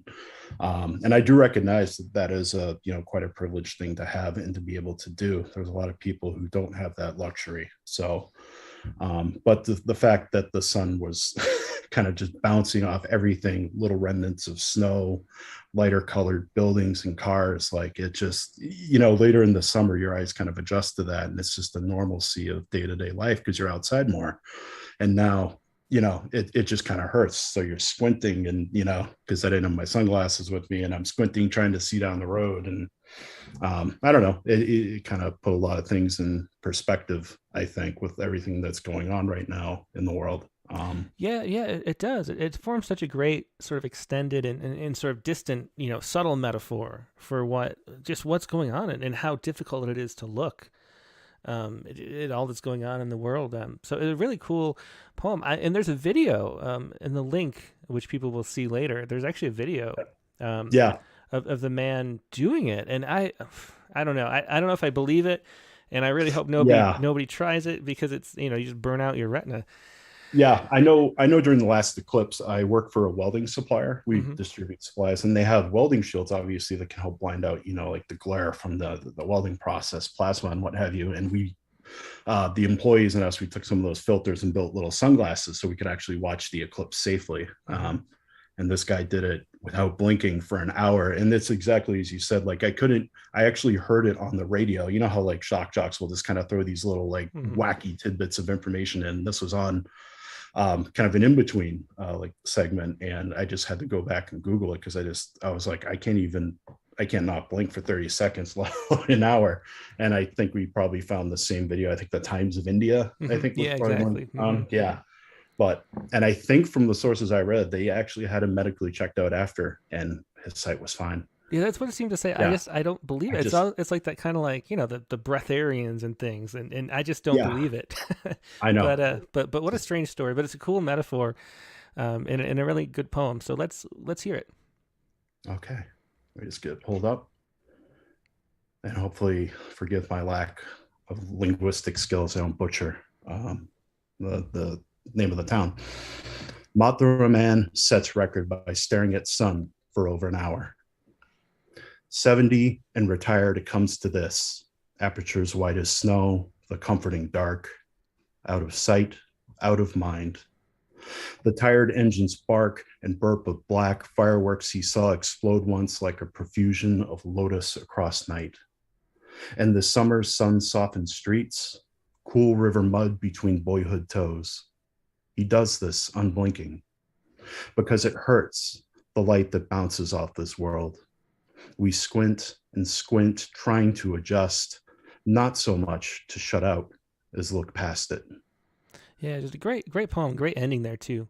Thanks so much for sharing that. That's gonna be Tuesday's poem on rattle.com. Mathura man sets record by staring at sun for over an hour. Thanks for joining us and for sharing that, Gus. Yeah, thank you very much. And, for the good work, like we've been talking about over the past couple of years of pandemic, the good work you guys do at Rattle has, I think, helped keep a lot of us grounded. Yeah, my pleasure. Yeah, I love doing all the stuff we do, and I'm glad people are here to do it with me. So thank you. Thank you. Okay, yeah, that was Gus Peterson with the poem coming up on Tuesday. And now let's go to Jackie McManus. I don't know if Jackie's been on in a while. Let's see. Hello. Hey, Jackie, how you doing? I'm doing well. How are you? I'm doing great. I don't have any video. If you want to turn your video on. I don't actually. It actually has. It's been problematic lately, so it doesn't always work for me. All right. Well, that's no problem at all. We can still show the poem and hear you. So where are you calling from? I'm calling from Washington. Right on the border of Oregon, near the Dalles. Oh yeah, I love the Dalles. That's a great area. What would you like to share? The poem is called Moby Dick and Trail Mix. And did you send it in? Did you submit it or send it over? No, I didn't. Shall I? I'm sorry. Maybe just so people can see it. Do you want to email it to me right now? We'll jump to you later in a couple. Okay, that poems. Sounds great. Yeah, sure, because it's nice to see the poem too. So just email it to openmic@rattle.com. Okay, thanks, Tim. Okay, yeah. Okay, let's go instead to another first-time caller. I think Johnny Stallings. Thanks, Tim. When Kim was talking just now about that poem, Inmate Writes Home, I'm the one who shared the story about the inmate. Oh, wow. I'm so glad he could join us. That is really cool. Yeah. Anyway, these are kind of, you could think of them as Ukraine poems. Mm-hmm. It's a big question for pacifists. You kind of want to, it's so exciting. Everybody wants to beat the drum and say, send the Ukrainians some anti-tank weapons quick. And anyway, for pacifists, you have to come at it at some more oblique kind of way, let's say. Mm-hmm. And here's a couple little, very short poems. Okay, yeah, put them on screen. Go ahead whenever you're ready. Okay. The first one is My Foolproof Plan for World Peace. It's written about a year ago. I hereby declare today to be International Love Day and a general armistice. All hostilities must cease on International Love Day. Henceforward, every day is International Love Day. Oh, I love that. That's great. We should try it. Yeah, I kind of liked the fact that I just pronounced it, Well, maybe it'll work. You never know. So, and then this one is called Let's Pretend. Instead of pretending that we are afraid, that we must improve, that we have enemies, that the future will arrive someday, let's pretend everything is sacred. Pretend this is paradise. Pretend every moment is precious. Pretend we love everyone. Pretend our joy knows no bounds. Pretend we are the whole wide world. Yeah, excellent pair of short poems. Thanks so much, Johnny, for sharing those and for joining us. It's great to see you. Oh, thank you. Yeah, I hope you can share some more poems in the future, too. Okay. Thanks for the invite. Yeah, take care. It was Johnny Stallings with My Foolproof Plan for World Peace and Let's Pretend, 2 short poems. Let's go next. Let's go to Sharon Ferrante. Hey, Sharon, how you doing? Hey, did I unmute? You did. You're good. Okay. So how you doing today? I'm doing good. I'm doing good. And what would you like to share with us? Kim was great. Kim was great. Yeah, that was a good episode. They're just all good, but this is an especially good one, I think. Yeah. I have a prompt poem. Uh-huh. And like I asked Kim that question because lately I've been writing and I'm not able to put a title on it. Normally I used to write the title first and then roll into the poem, and now I'm like stuck on the title. But I love what he said. Yeah, it's a great suggestion. I'm gonna have to try that anytime I can't think of the title. And it's true. Weird, Yeah, a lot of times, like the title just, you'll see on the critique of the week, the title just isn't interesting, and doesn't engage in any way. And so, that process of getting an interesting one is a good suggestion, I think. Oh, he gave me a great answer, yeah. But the poem has no title. Okay. And what was it? What was the prompt? Something that I was wrong about. Yeah. Yeah. It's untitled, but I'll just read it. Okay. There's a gecko in my bed that turns into a cat toy. All those times I was wrong, there was still the time I was right. So actually, when I carry a lamp, the moth does think I'm the moon. And the moss on the oak is fungi. And loss is just an invitation to stillness. And those words in a song, I thought I heard. Yes, I heard them. When I tell you the time and it's wrong, I'm still right. Oh, excellent. I love that. I love especially that the moth does think I'm the moon. Or when I carry the lamp, the moth does think I'm the moon. That's great. My mind just went in reverse with it. Like before the time you find out you're wrong, that time there. Yeah, it was so much fun again, Tim. Thank you so much, Tim. Yeah, my pleasure. Thanks, Sharon. Okay, and let's go to Nivedita next. Hello. Hey, Nivi, how you doing today? Hey, Tim. I'm doing great. Thank you. How about you? I'm doing excellent. What do you have that you would like to share? I have a prompt poem, and again, in line with what Sharon just said, mine doesn't really have a title. The line one could be considered a title because it switches from line one to the end of the poem to what I thought and then what it was actually. I'm hoping. I still don't know if it's right or wrong, but anyway. So again, I think coming up with a nice, catchy title is something that is getting harder and harder to do. Yeah. Hopefully. Yeah. Okay, well, let's hear it. Life has turned you into an automaton. Life has turned you into an automaton. Like a rose in a thorny bush, you repel thoughts, words, and deeds of comfort. Your finely sculpted heart knows no softness, and your wooden eyes know no emotions. Tears that form stay stuck to your stiff eyelashes, just like the stalactite cavern enclosing your soul. Tears that do escape fall like sandpaper shavings, blown far and wide and too insignificant to encounter. Yet, I wonder, is it life that has turned you into an automaton, or the people you encounter? We all tread through the same paths in life, just meeting new people and having new experiences along the way. So, I stand corrected? Life is merely that, life. It is your response to the people around you, your response to the experiences that has made you what you are. Your survival instinct has turned you. You have turned yourself into an automaton. Yeah, great advice. Thanks for sharing that, Nivi. Life has turned you into an automaton. And life is what we make of it. Mm-hmm. So in the end, I guess it's we who make ourselves what we are, maybe an automaton or an actual human. We'll never know. I'm guessing that's what it is. So yeah, well, very cool. Well, thanks so much as always, Nivi. It's always a pleasure seeing you and sharing a poem. Thanks. Lovely talking with you too. Have a great Sunday. You too. Take care. Thank you. Bye. Bye. It was Nivedita Karthik with A Life Has Turned You Into an Automaton. Let's go to Kathy Gibbons. Hey, Kathy, you there? Ask Kathy to unmute.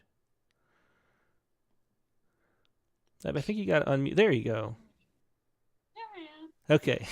Tricky. I haven't done this before, so. Yeah, how you doing? Wonderful show. Thank you to you and Kim for that amazing presentation today, Tim. Yeah, my pleasure.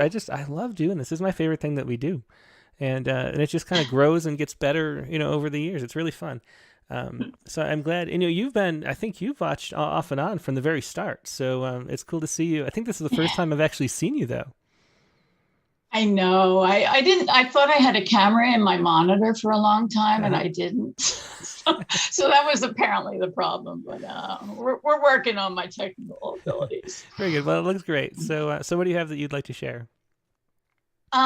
This is in response to the prompt, and I guess it's loosely in response to it. So it's just a weird little thing. I think I sent you a copy too. I don't know. Yeah, I have it up for everybody at home. So go ahead. Oh, okay. Yeah. So I don't know. It's kind of crazy, but I thought I'd like to join the party today. So. I'm glad you did. Okay. So are we ready? Yeah, go ahead. Mm-hmm. It's called I used to have a people-pleasing problem, but now I am a lover of dead flowers. The live ones, lush and lovely, lend themselves so quickly to demise. Heads bent, seeds spent, sepia, pastel, and somewhat crispy, another way of being that's forever. Pressed for time, I'm straining at mortality as though it can be teased and wrestled with and charmed. But death won't bite my bullet or allow me to evade the drooping heads and limping leaves and murky waters run to dry. So I resign myself to cherish the preserved post-specimen, more fabulous than ever, the silent skeleton of what has been, parched stem and frosted time.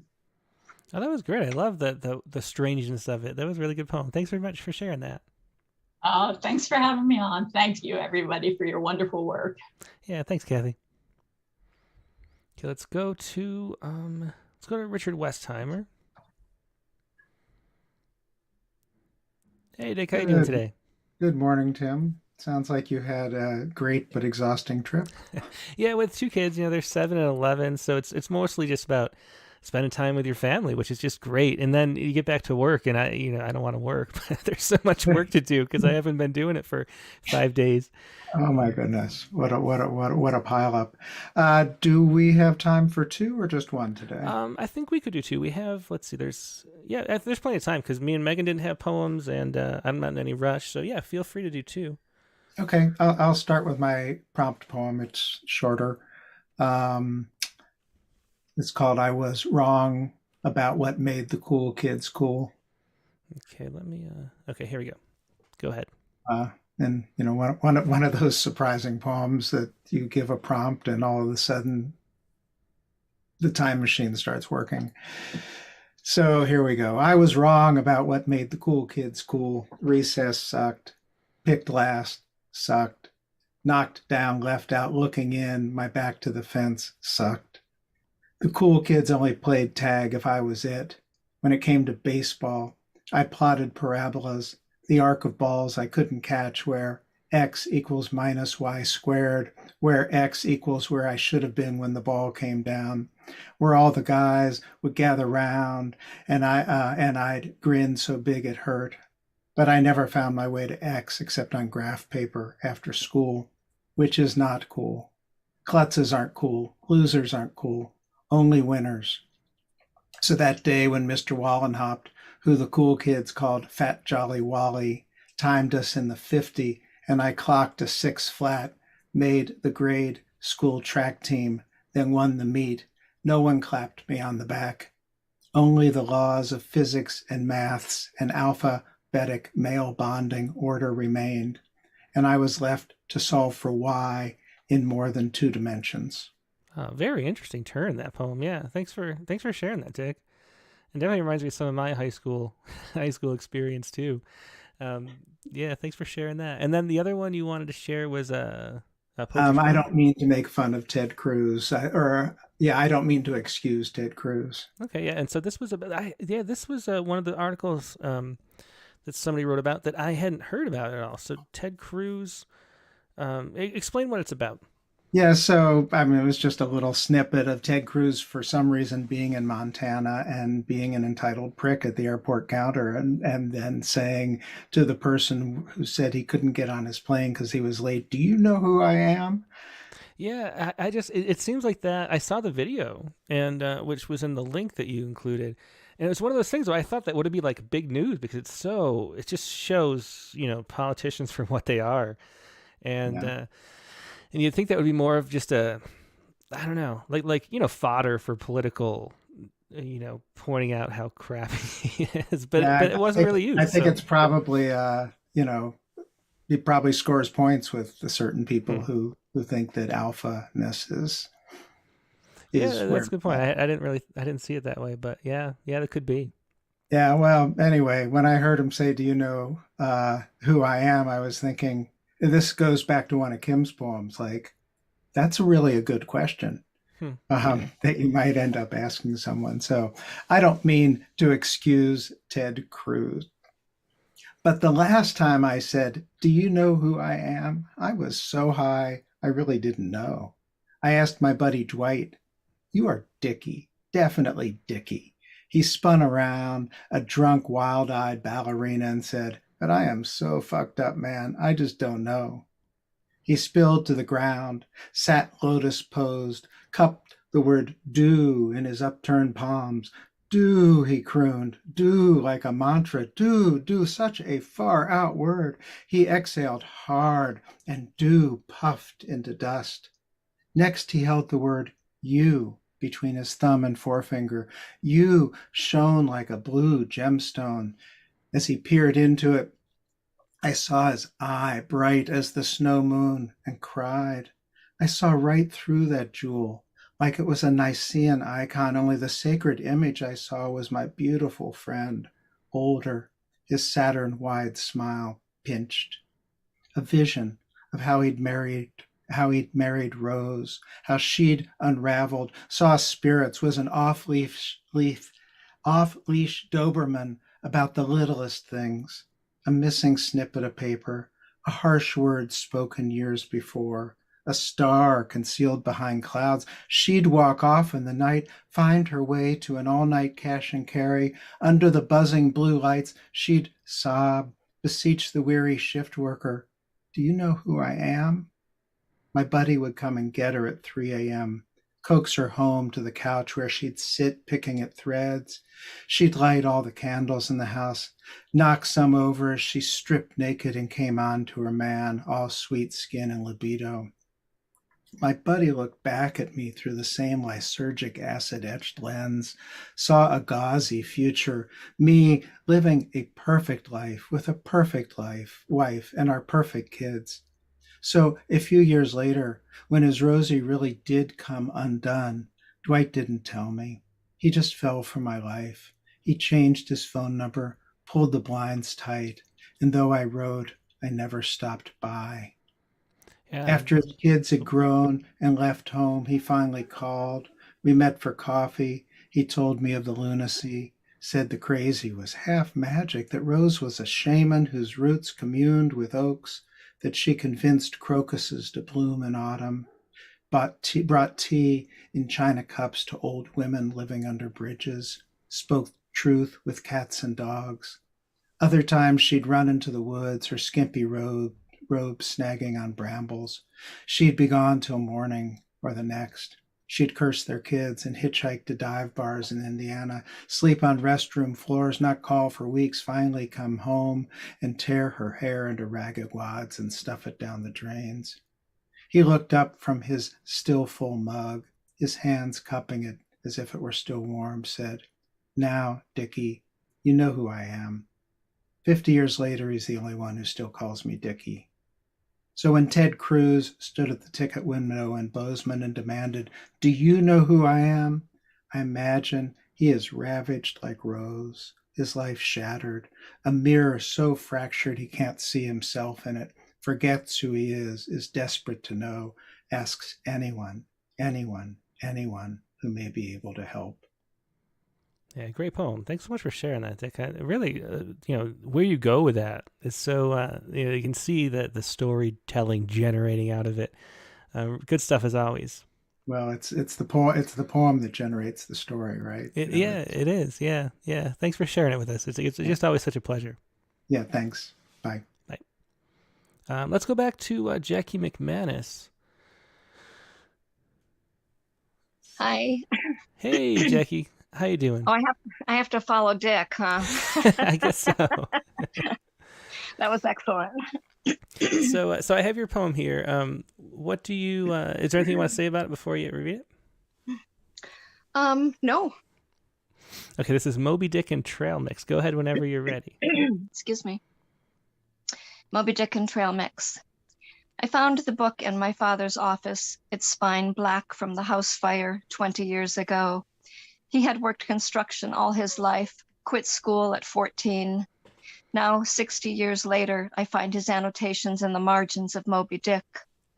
I thought he liked Montana history, trout fishing, hunting, cribbage, not whales, not poetic meanderings or recipes for clam chowder.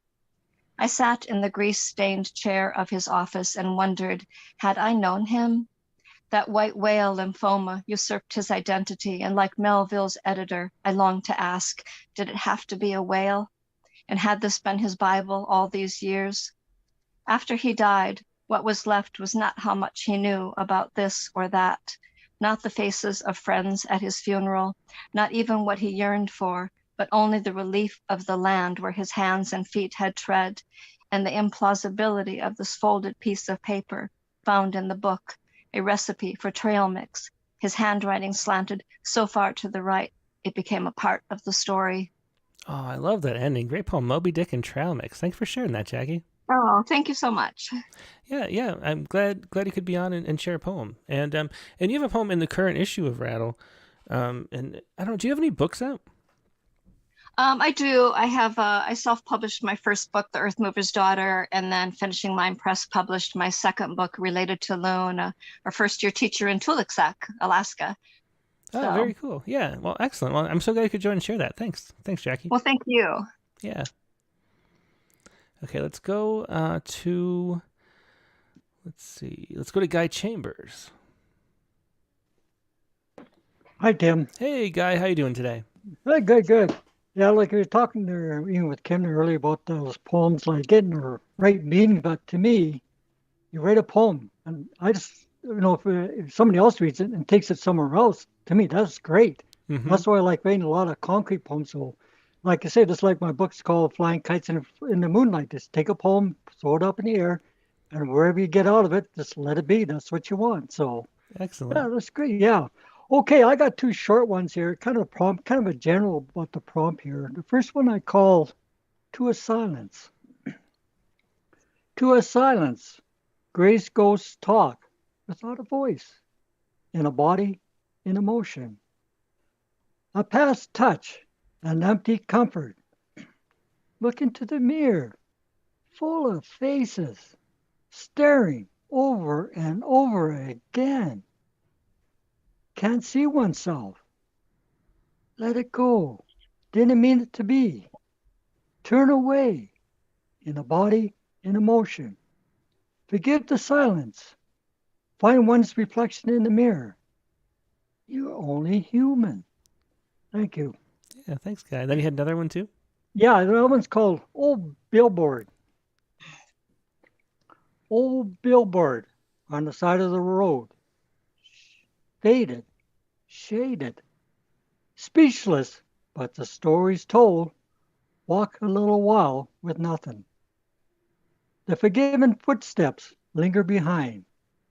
Questions gathering in the palm of the hand. Lay down breathing. Close eyes. Didn't uphold bridges. Things just slipped away. Didn't read the rooted catchwords written on a sign. Now walking on an empty road, barefooted and long-winded, wondering what I did wrong. Excellent. Yeah, thanks so much for sharing that, Guy. Two good poems. I appreciate it. To a Silence and an Old Billboard. And I love that forgive the silence, finds one's reflection in the mirror. Thanks, Guy. Yeah, thank you. Okay, let's go to Shanhu Lee. Hello. Hey, Shanhu, how you doing? Good. Thank you so much. I didn't know I was able to send the poem successfully or not. So you did. I have it right here. A Psycho Killer. Your video's not on. I don't know if you want to turn that on or not. Just to let you know. No, not today. Okay. Yeah, no problem at all. So explain this poem, A Psycho Killer. What's that about? Oh, so this is a prompt, and this is in the form of abecedarius. Oh, okay. Yeah. Oh, I see it there. Yeah, an abecedarian, which is, of course, for people who can't see the poem. That's the first letter of each line goes down the alphabet, so it's going to be a 26-line poem, and A Psycho Killer is the first. I guess that's the first one, so it's a 25-line poem. Okay. So Psycho Killer. Bobby was my psycho killer. Bobby was my psycho boyfriend. Bobby's psycho boyfriend created tons of life headaches for me. A rocket scientist who designed fancy sensors and flew on ER-2 and WB-57. But in real life, Bobby was a fucking liar, a world-class giant liar. We met in the NASA hangar in Houston. He was lanky and funny. I was short and ignorant. I was 30 years old. I was ready to jump into a relationship and have a baby, ASAP. Kidding? No, biological clock ticking. We started a long-distance relationship between Colorado and Massachusetts. Bobby was committed. As soon as I noticed, Bobby already moved to Boulder, leaving his old wife, Barbara, and the 9-year-old Chris, his precious boy, in Boston. But everything quickly became rotten. We fought all the time, really, for everything. Why do you behave so suspiciously? Why do you disappear suddenly? even on Thanksgiving and Christmas.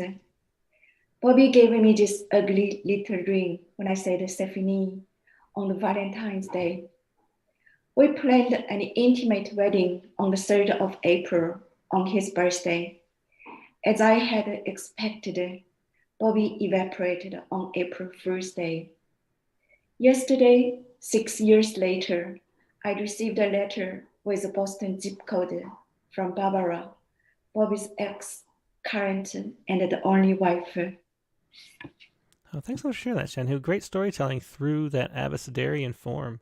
And I always look at the last few lines where it gets really tricky with the X, Y, Z. You did that great. Thanks for sharing that, Shanhu. Thank you, Tim. Yeah, take care. Hope you share again soon. Bye. Bye. Okay, and now let's go to Potter King Badger O'Donoghue. Hello, Tim. Hey, how you doing today? I'm doing good. I'm enjoying the show. Thanks very much. Yeah, always my pleasure. Always to have you come in from Ireland. And what do you have that you would like to share? Is it possible to read two, Tim? Yeah, for sure. Because the first one I wrote was a eulogy to a poet I'd never met. And it got published in The Shop, which was my favourite Irish magazine. And then I met the poet, and they were awful. Oh, really? And I rewrote the poem, and it got published in Abridged. Oh, that's but then the shop folded, or the shop closed up, but over the years they compiled all the poems, and then they did a huge anthology. And I was desperate to get into it, and I did get into it, but I chose that poem that I now hate. So it's cruel. So I'll read you the start, because it goes full circle. This is me in love with this poet that I've never met, and it's called A Poem for Nobody Who Used to Be. That's the anthology, by the way. If anybody could get a copy, I highly recommend it. Did you send this one in? Oh, I sent the new one in, which is where I've met them, and things have gone horribly wrong. Okay, well, we'll just listen then. Okay, A Poem for Nobody Who Used to Be.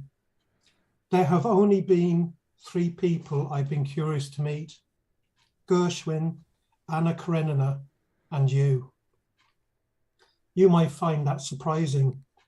George died in 1937, 51 years before I was born, and Anna belongs only in Leo's head or on the shelf. What kind of existence is that? What kind of spark? Now there's only you, and I hope we never meet. But if inevitably we do, it doesn't matter. It doesn't matter if I'm disappointed.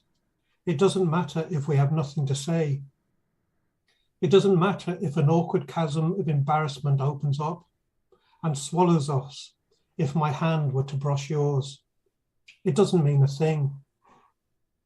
It doesn't mean a thing if you stifle yawns and check the clock one time too many, or we do our best to hide mutual and instant indifference. I don't care if we pull up a chair and have a drink, but remain well-meaning strangers on different trains in totally opposite directions. It doesn't matter a jot. What really matters is that I already know you. I've glimpsed you, found you, felt you in your words, in your poems, and in my dreams. So that was me, hook, line, and sinker. And then I met them, or had several encounters and anyway, it matters. Oh, yes, it matters. Jesus, how wrong. I'll tell you, as wrong as using a pickaxe as a toothpick, or cleaning the motes from our eyes with your razor blade, your lauded laden plank, as wrong as sisters sleeping with their brothers in their mother's bed as your father fucks the dog next door. I saw an inch of you and measured a canyon. I touched poison nettles and foolishly felt velvet. It does matter. Every syllable, every nuance from the line matters, but nothing as to the real you of I. You took a triple jump, you, wonderful you, there on a stage or down dirty among the in crowd, wearing lies as truth, badges on lapels of fake wings, angel of the poetry world, your facade heaven, the purest hell. Poet, peddling poems like drugs, feeding your bleeding ego, making it as fat as a banker's wad. The one trick in your book is you. Frying fish like Murdoch's advice, everything all yours for the taking, an edifice of self, line by line, sell out, canard hero, brick by brick, cemented with hypocrisy, by the shovel, by the yard, dreams, words, revolutions, all plastic grist to the toxic, rotten mill. Wah. That was great. I didn't want to take so much pleasure in how much fun that was, but that was really fun. Thanks for sharing that, Peter. Thank you. Yeah, thank you. Okay, let's see. Yeah, that was fun.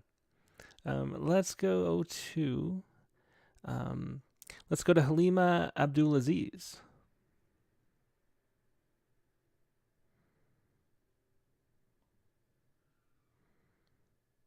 Hey, Halima, are you there?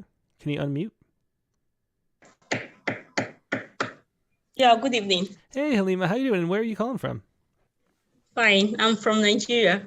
Excellent. I'm so glad you could join us. And what do you have that you would like to share? Nothing for today. Maybe next time. Okay, great. Well, I hope you do next time, and I'm glad you found us here. If you don't have something to share, you can just watch on the YouTube feed or whatever, so you can see the poems too. But if you have something to share, yeah, jump on the Zoom, and it'd be great to hear a poem from you. Okay, I've always been on the show. I've been a top fan. Oh, excellent. Well, thanks so much. I'm glad. Okay. Okay. So I think that is going to be it for the open lines on Zoom. Thanks everybody for joining us. You're going to go. We're going to do a few more poems over on the main stream. So everybody here on Zoom, I'm just going to say goodbye to you and check and go back to where you were if you want to watch the very end of the show. We'll end. Actually, I guess I'll leave the meeting up in case anybody wants to pop in at the last minute. But I've got a few poems that people wanted me to share that I will share. So here we go. Let's see. So this is Ted Guevara's poem. And he's got a photo of, this is a great photo. Oops. Get this down. Okay. So this is a great photo of what do they call that? See, I can't remember words. The Cirque du Soleil for people watching at home. So Ted included a photo of that, and here's Ted's poem, Lockfield Gardens. Lockfield Gardens is a strip mall where an Ethiopian restaurant is. I knew some people there as friends, and I found it as a place where to take someone special. Right next to it was a martial arts place where I took lessons for about 6 months. A quarter mile away in the same compound, the Indianapolis VA hospital stood. I worked there as a lab assistant for 6 years. So here's Lockfield Gardens. Next to the Ethiopians, Sensei Myers teaches purity, balance, and self-defense. Next to the Ethiopians, purity is simplified, to which amen is lengthened, to never act to achieve selfish ends. Next to Ethiopians, these selfless ends are framed and hung on a padded wall. Next to the Ethiopians, walls are not really necessary, except for physicality.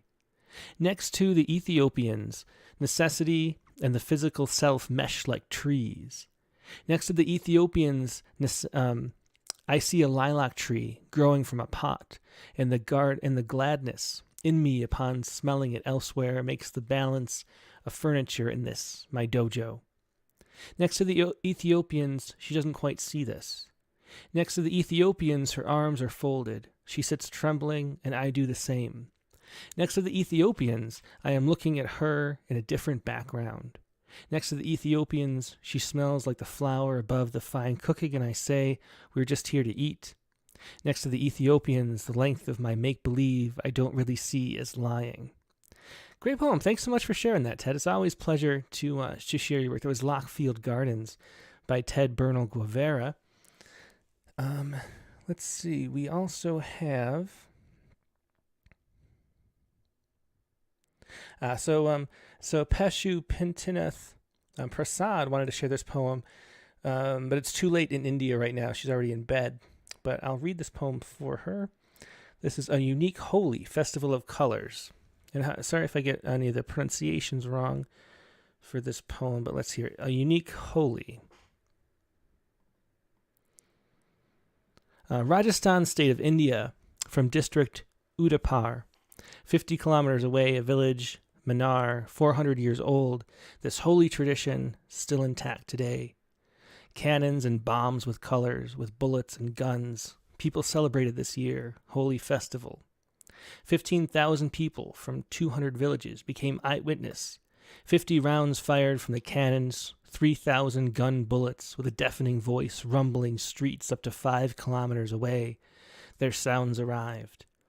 1.5 crores spent in this holy, in colors and Rangoli. The funny thing is, no accident, no casualties found everywhere. People smile, carry colors, cannons, guns, the bullets in hand. Unique Holi in such a way celebrated in Manar. So thanks so much for sharing that. Once again, that was Pishu Pinath Prasad with A Unique Holi Festival of Colors. Let's see. And here's a poem from Ann Deaton. I think this is the last one we have to share that somebody sent in. I got to get going in a minute anyway, but this will be the last one. Ann Deaton has TV Eyewitness in 2-part disharmony. So let's do this one too. TV Eyewitness in 2-part disharmony. 1. My mouth is horrified dry, my eyes agony red, my arms outstretched and yearning to hold betrayed infants, ignorant of the ignorance they have been born into. My booted feet in fury kick the chaos. My head swells in determined defiance.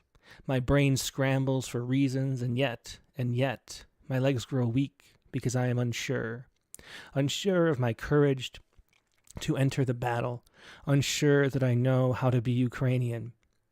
I saw Job today. No one escapes his wailing. He's searching for justice, gathering the wheat beneath massive debris and devastation. I heard Job today pleading his case with the Almighty for righteousness, for exhausted men, women, and children bewildered by the ruined fruit of their lives and labor. I abandoned Job today, no longer able to keep his faith, and yet, human courage at every turn, human kindness where least expected, rise to prove his case, that out of darkness hope rises. Excellent message to be the last poem. Thanks so much for sharing that. That was Ann Deaton with TV Eyewitness in 2-part disharmony. And I think that is going to be all for this. So let's do the Sciku really quick. And this was my Sciku for the week. This was the story that caught my eye. And I did, even though I didn't get to write a whole poem, I did get to write a Sciku. And this story is from the American College of Cardiology. And it says here, good news for coffee lovers. Daily coffee may benefit the heart. Drinking 2 to 3 cups a day was associated with the greatest heart benefits. And the interesting they found in this article is that that the benefit was pretty large as far as reducing heart attacks and strokes and things like that if you consumed coffee. It was a very high-powered study looking at surveys over 10 years.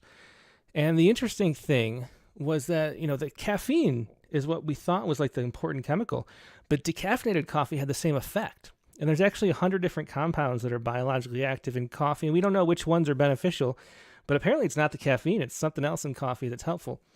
So cheers to coffee. I have my coffee cup here with me every time we do one of these shows, of course. And I try to drink as much as I can. And Mary Lisa has it too over there on the Zoom.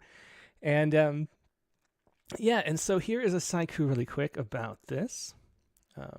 Here we go. Morning light reflecting on the dark coffee. Morning light reflecting on the dark coffee. That is your Sciku for today, and that is the show for today. Thanks, everybody, as always, for joining me. Next week's prompt on the Rattlecast is going to be this right here.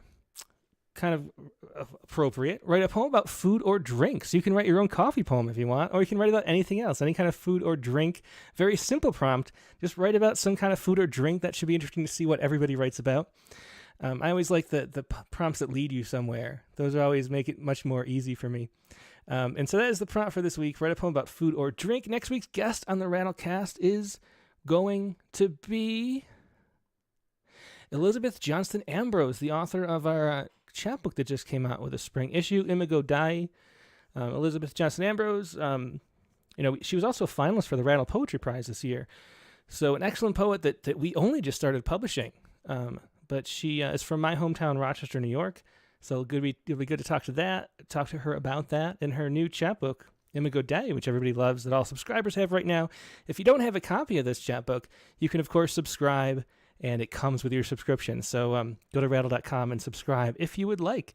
And in the meantime, hope you have a great week, and I will talk to you later. Goodbye.